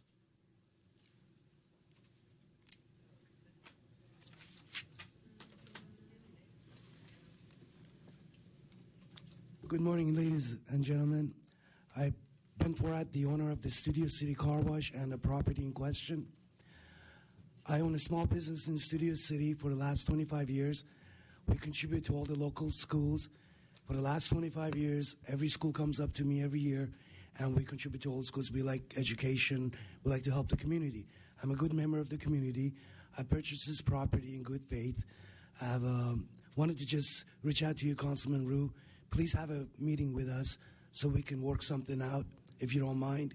If you could just give us 1 second in your office so we could meet face to face and we could discuss an alternative or whatever we can do to help this out. You never met with me before, so please, council members, block his motion. Thank you.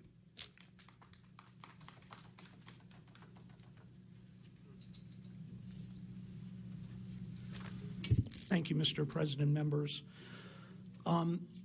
About a year ago, a little over a year ago, you voted unanimously to move forward on this application for the rezoning. In reliance on that, my client has spent over $300,000 in moving forward to an EIR. We're about to put the EIR out and start the public process on the EIR when this motion comes forward. So what we've suggested, we understand that the councilman has made clear that he doesn't want to go forward with this zoning anymore. Pass the motion that you are terminating the zoning application, but allow the EIR to go forward. We'll study all the alternatives on the site. It'll take a year or more to get to a point where we'll have an environmental study that goes through the various alternatives, and then we can decide. That'll help in the decision with the community and the councilman as to what goes forward on this vacant property. We think that's a reasonable proposal that accomplishes what the councilman wants to do, and that also does not leave my client in a position of being damaged.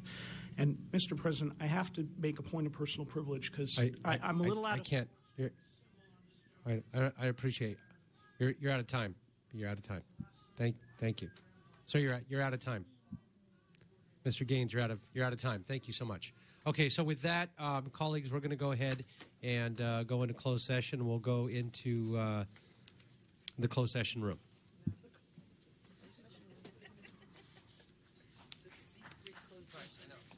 Yeah. The closed session room, correct.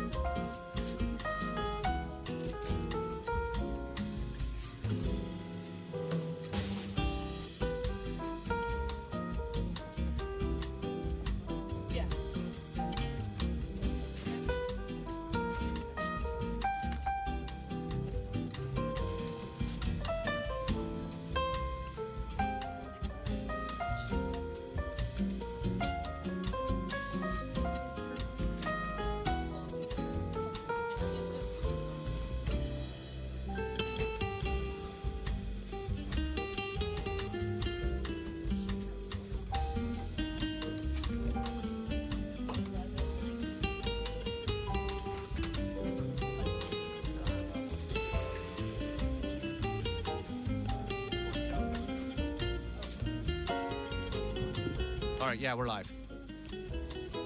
Yeah, all right, so we're back. We're actually going to go ahead and go into general public comment before we get back to item 3 for a minute. Let everybody come back in as well.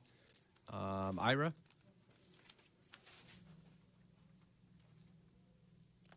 Councilman Rue. Ira Belgray, 20-year homeowner in Councilman Rue's district. This past February, this city council did a great thing. You voted unanimously to support Councilman Cedillo's motion to facilitate accessory dwelling units. This past Tuesday, Judge Chalfant gave this city a slap in the face by declaring ZA 120 invalid and putting our city back 30 years. I and others like me are now at risk of losing our homes if we can't get a certificate of occupancy for our unpermitted accessory dwelling units. I urge this city council that when you meet next week in closed session with the city attorney, to please repeal the outdated 1985 Granny Flat Ordinance and let state law AB 1866 prevail. That way you can take the time to craft an ordinance in line with Councilman Cedillo's motion and end the confusion now taking place. I also urge you to support Assemblymember Richard Bloom's new legislation, AB 2299, which would make AB 1866 mandatory statewide and put the entire state on the same path to facilitate accessory dwelling units. Thank you. Mr. Walsh.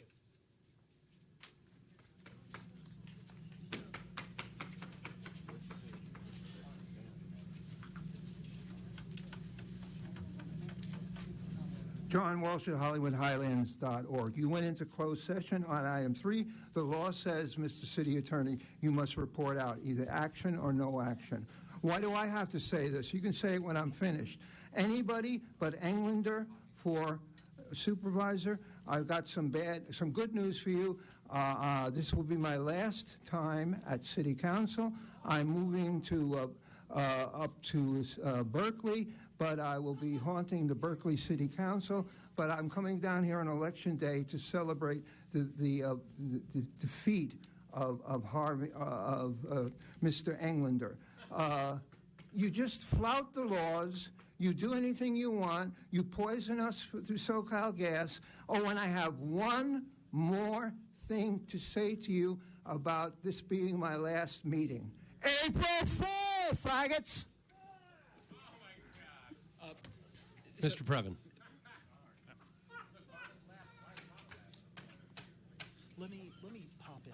Oh, before you speak, Mr. Previn, hold his time for a moment. City Attorney wishes to speak. Mr. President, let me just say that the council didn't take any action in closed session. It's my understanding that a vote will be taken in public on item 3 later in this hearing. That is correct, and so a announcement of closed session is not required. Thank you for that clarification. Could we give our general public comments after that announcement? Your clock is starting now. So No go response? ahead on. Okay. Thank you. No response. It's Eric Previn from CD2. And Councilmember Blumenfield, I know that you've always valued, ever since the 6th grade, fair and equitable elections. Many of us do in high school. It's a great opportunity to kind of get your friends and neighbors to support you as a candidate. Mr. Bonin, I remember when you were running not so long ago. In any case, in the neighborhood councils, Mr. Dawson, Harris Dawson, we have tried to roll out with some effectiveness a program to engage more voters with online voting. voting. To say that it is a blistering train wreck, I think, is an understatement, Professor Krikorian, who is not checked in for the follow-up. But nonetheless, we need your help, Council President Wesson, because you are the man of rules, and if you could intervene and stay the election until we can get things squared away, I think that the residents of Studio City and citywide would really appreciate it. Thank you. Ron Mendola.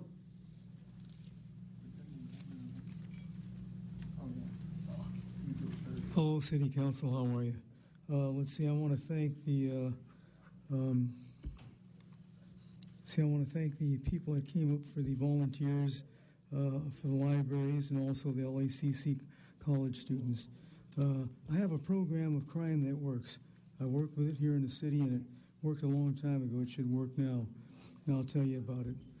I'm a graduate from LACC, and I got a full ride to SC, finished that, and went to work for the Department of Parks and Recs as the second unit in command there at the Hollywood Recreation Center. It was a recreation program for seniors, children, general population, which involved acting, singing, dancing, theater, plays, and self-defense, of which we have the Grand Master Conrad Manelis, who teaches the CIA, the FBI, many police departments, including the Los Angeles police officers, and Council Member Gil Cedillo's two sons, Gil Cedillo Great, Jr. Thank you, sir. Thank you very much. Thank you. Mr. Dog.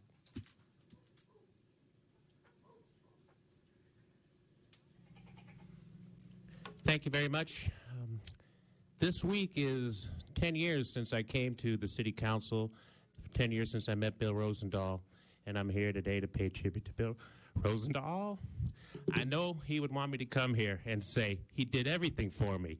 He saved my life. He never gave up on me. And he said that many times. He said, I'm never going to give up on you. And he did everything. Listen, the guy broke federal law to get me off the streets. Not that that was the first time, but I like that time. And again, the fact that he never gave up. Tommy, Chris, hello.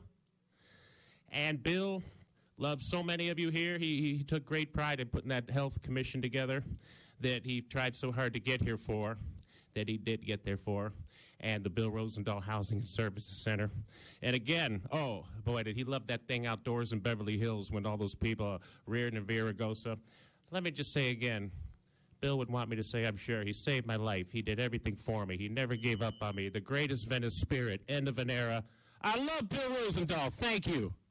Thank you very much. Thanks for those kind words. Wayne.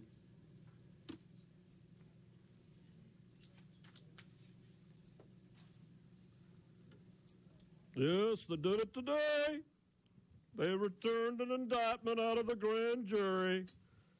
Oh, boy. Oh, boy. Yeah, it's happening. Now, let's not get any more of that kind of problems. Stop the Penny Myers fucking parade party in CD2, Paul Krikorian. We don't need to be spending $5,000 on that bullshit, do we? Finally, no on Mitchell Englander for supervisor. He voted to raise your taxes and force you to goddamn repair your own sidewalks and insure them on public property. The Antelope Valley don't want that shit. Not when I'm riding my horse. I talk to them. They don't want it. No on Mitchell Englander. Yeah, but the grand jury in downtown L.A. Sorry, bitches. April Fool. All right. Candido. You got it. Whenever you're ready. Council members, Candido Meadows, proud resident of the 12th District, honored to be represented by Mr. Mitch Englander, where we get things done because we have a leader like Mr. Mitch Englander. So I'm looking forward to your days as supervisor. Mr. President, I'd like to extend my condolences to this council. Mr. Bill Rosenthal was an absolutely wonderful, unique individual.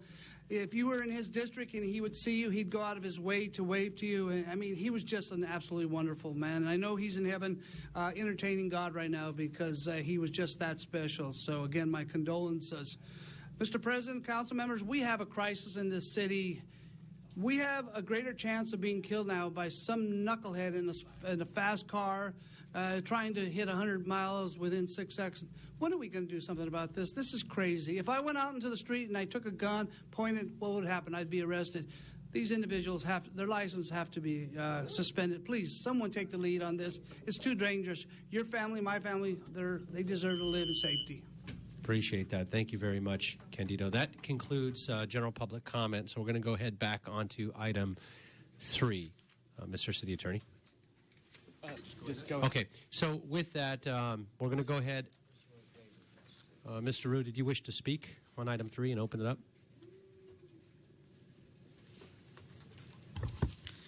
For item number 3, I'd like to call for the vote, but I ask my colleagues to support this motion.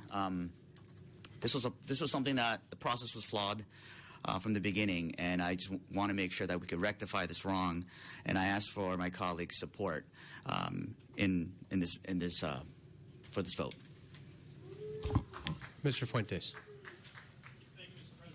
And colleagues, this is actually a very important role that we have. And thank you, Mr. Rue, for bringing this forward, because I think it freshens a conversation that we need to have here in the city of Los Angeles and how it is that we can assure that there is a fair process for all in projects. And the motion before us here certainly is within our capability. We have the right to be able to rescind previous council actions.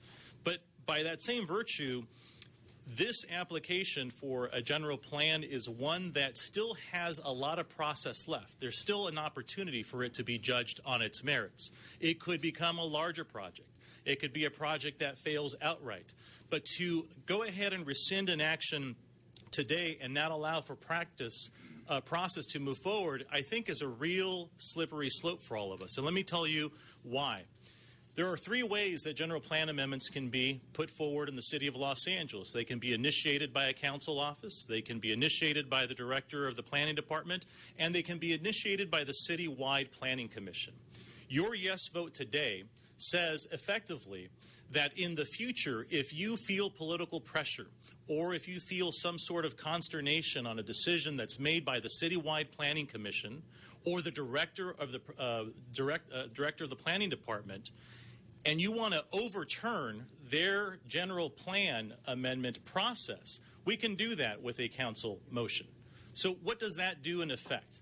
It makes it so it becomes very difficult for us to begin to plan how the city of Los Angeles looks. If we begin to overturn processes before we have the opportunity to even vet a project, it makes it so that there is no reason why any of us should not entertain motions to overturn the beginning of a process. So how will we ever make it so that we accomplish the things that this city so desperately needs? How will we start to plan for the future growth of the city of Los Angeles? How will we address the housing crisis in the city of Los Angeles? Let me suggest a way that we do that. You let the process work.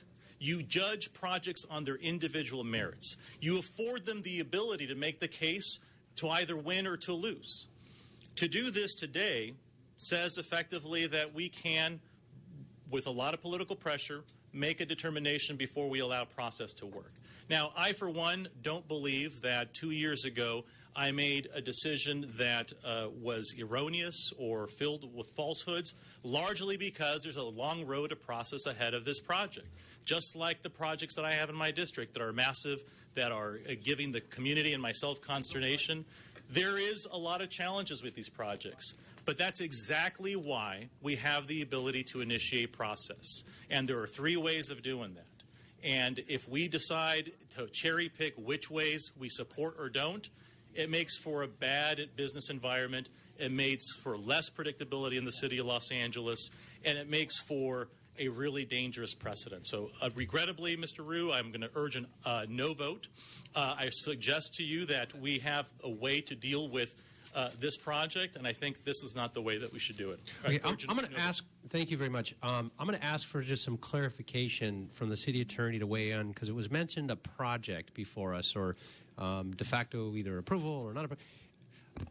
My understanding is that there is no project in front of us. What's being proposed is rescinding a rezoning. And the rezoning that was, so there's three ways it was mentioned, three ways to initiate a general plan amendment, a GPA, either by council legislative action, by the director of planning, or by the planning commission. Is that correct? I believe so, but you might want Just want to ask for some clarification for all of us, if I could, ask our city attorney. That I said, Council President Englander, I think what you're suggesting, is there a project description before us? Terry Kaufman, Mesilla City Attorney's Office. There is a project. It's a general plan amendment, a height district, and site plan review. But the applicant is actually the city of Los Angeles. On the GPA. On the GPA, but the GPA is what's before us to rescind. Is that correct? Just for point of clarification.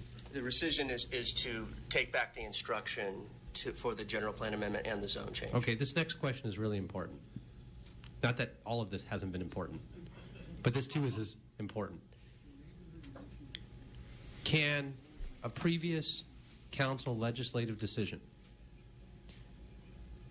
tie the hands of a future council? Can the council revisit at any time any legislative decision not put forth or voted on by the voters but by the city council?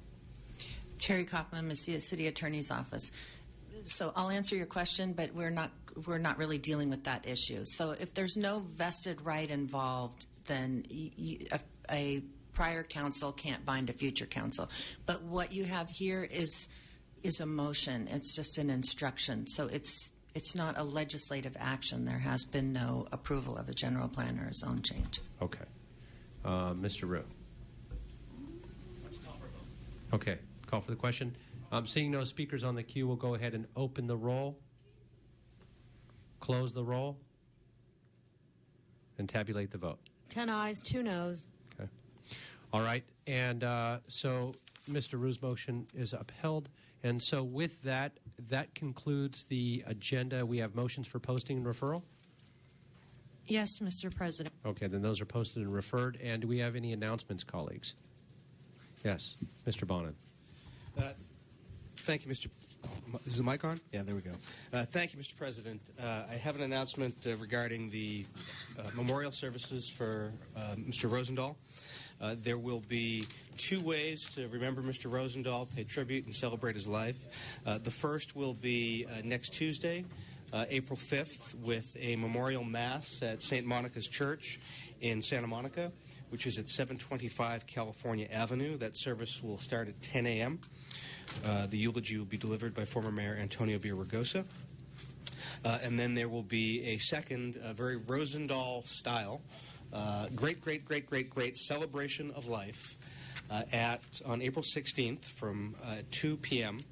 At Mar Vista Park. It'll be an outdoor ceremony with music and food and a number of speakers whose lives have been touched by Mr. Rosendahl. Mar Vista Park is at 11430 Woodbine Avenue in Mar Vista. And there's information about both of those ceremonies on my website and on my Facebook page, and folks can RSVP for either. Both of them are open to the public, and folks are welcome to attend either or both of them. Thank you.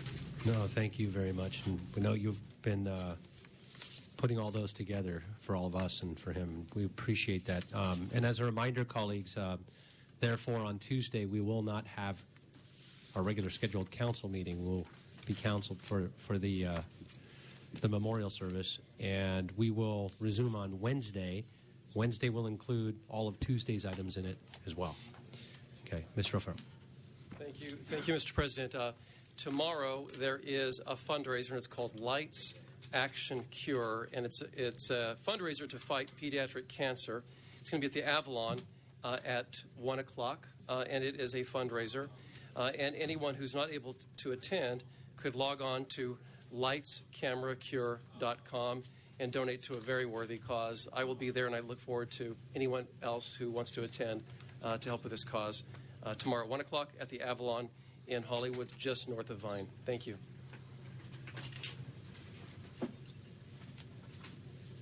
All right, seeing no other announcements, do we have adjourning motions?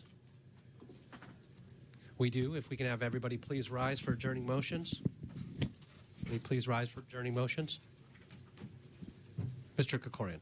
Thank you very much, Mr. President. Members, I'd ask that we adjourn this council meeting in memory of USC's 10th president, Stephen Sample, who passed away last week on March 29th. President Sample oversaw a time of remarkable transformation at the University of Southern California, a place where a time, 19-year period when the university significantly advanced in its academic reputation throughout the United States, becoming one of the most highly selective undergraduate universities in the country.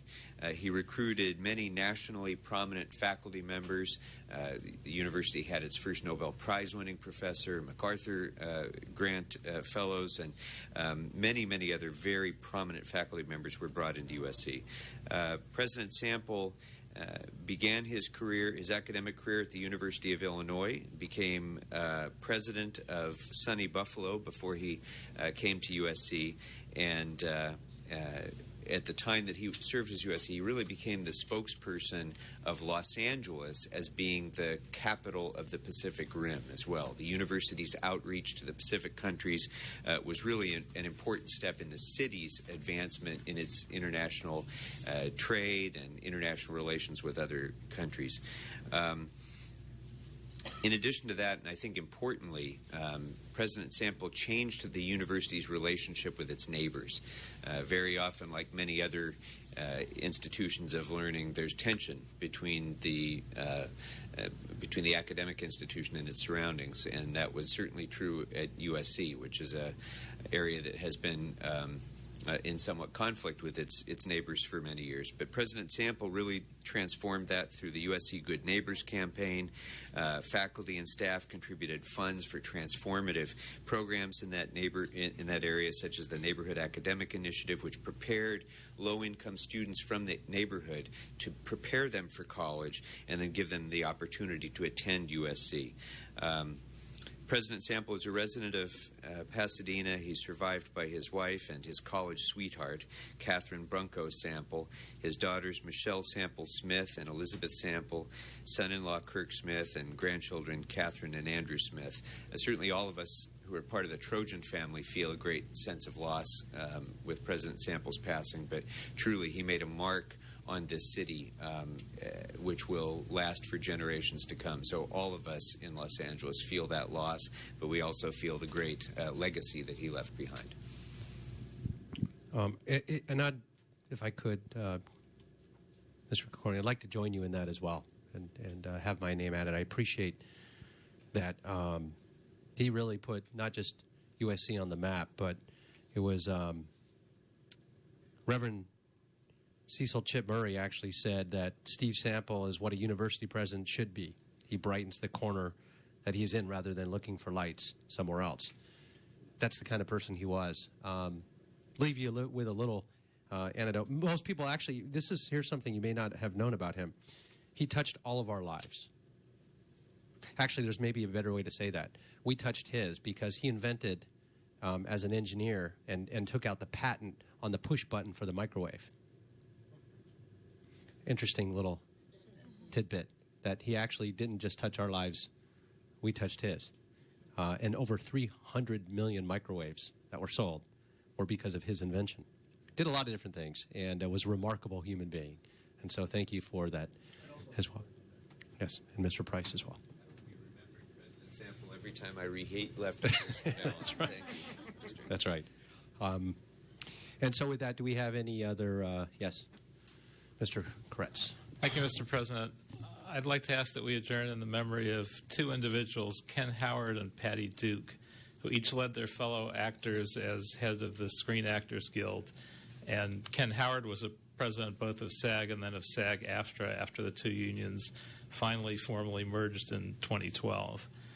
Patty Duke and Ken Howard, Patty Duke passed away this week, Ken Howard last week, were celebrated actors, but they also never hid the fact, but instead championed that they were also workers and that actors work for a living and deserve all the rights, protection, and pay that appropriately belong to them. Ken Howard was born in El Centro, California in 1944. He started out as a page on The Tonight Show with Johnny Carson before graduating from Yale, and he quickly became a star on stage, winning a Tony Award on stage as Thomas Jefferson. This was before a show called The White Shadow, which many of you will remember aired from 1978 to 1981, in which he played the coach of an urban high school basketball team. And the show often dealt with groundbreaking exploration of societal and civil rights issues. He also was a regular on Dynasty and its spin-off The Colbys, made guest appearances on shows like 30 Rock, won a Primetime Emmy in 2009 for his supporting actor role on HBO's Grey Gardens, and was in several recent movies. But he was also a devoted head of the Screen Actors Guild, to which he was first elected in 2009, and then in 2013, a year after the merger, became the sole leader of 160,000-member union SAG-AFTRA and was reelected last year. He led the union through massive change, and his guidance will be much missed. He also was involved in many great causes. He was appointed Chancellor of the National Kidney Foundation and worked with their efforts to encourage people to donate their organs. He was a member of the board of the LA Alzheimer's Committee and served on as a board member of the Shambhala Animal Preserve. Was also the national spokesperson for the Onyx and Breezy Foundation. He was 1971 at the time of his passing. And Patty Duke, who passed away at age 69, was an amazing child actress, as those of us who are old enough to remember will remember. She started out as Helen Keller to Anne Bancroft's Annie Sullivan, first on stage in 1959 and then in film in 1961 of The Miracle Worker. She won a supporting actress for that performance and was the youngest actress to be so honored at the time. And then, again, if you're old enough to remember, she was the star of a zany TV situation comedy, The Patty Duke Show, where she played herself and her identical cousin and played both those roles. Over the course of her career, she played a number of other diverse roles, but she also won an Emmy for a 1979 production of The Miracle Worker. Although this time grown up, she played the role of Annie Sullivan. And she served as president of SAG from 1985 to 1988 during rough and tumble times, fierce infighting between liberals and conservatives within SAG, and she did a great job of keeping it together. She also led the negotiations for a film and TV contract that narrowly averted an industry-crippling strike. She also oversaw the establishment of the SAG Foundation, the relocation of the Guild's headquarters, and fought the threats of runaway production and anti-union right-to-work laws across the country. She also was a champion for mental health and an advocate for mental health education and treatment, herself having been diagnosed with bipolar disorder in the early 1980s, which she continued to deal with for the rest of her life.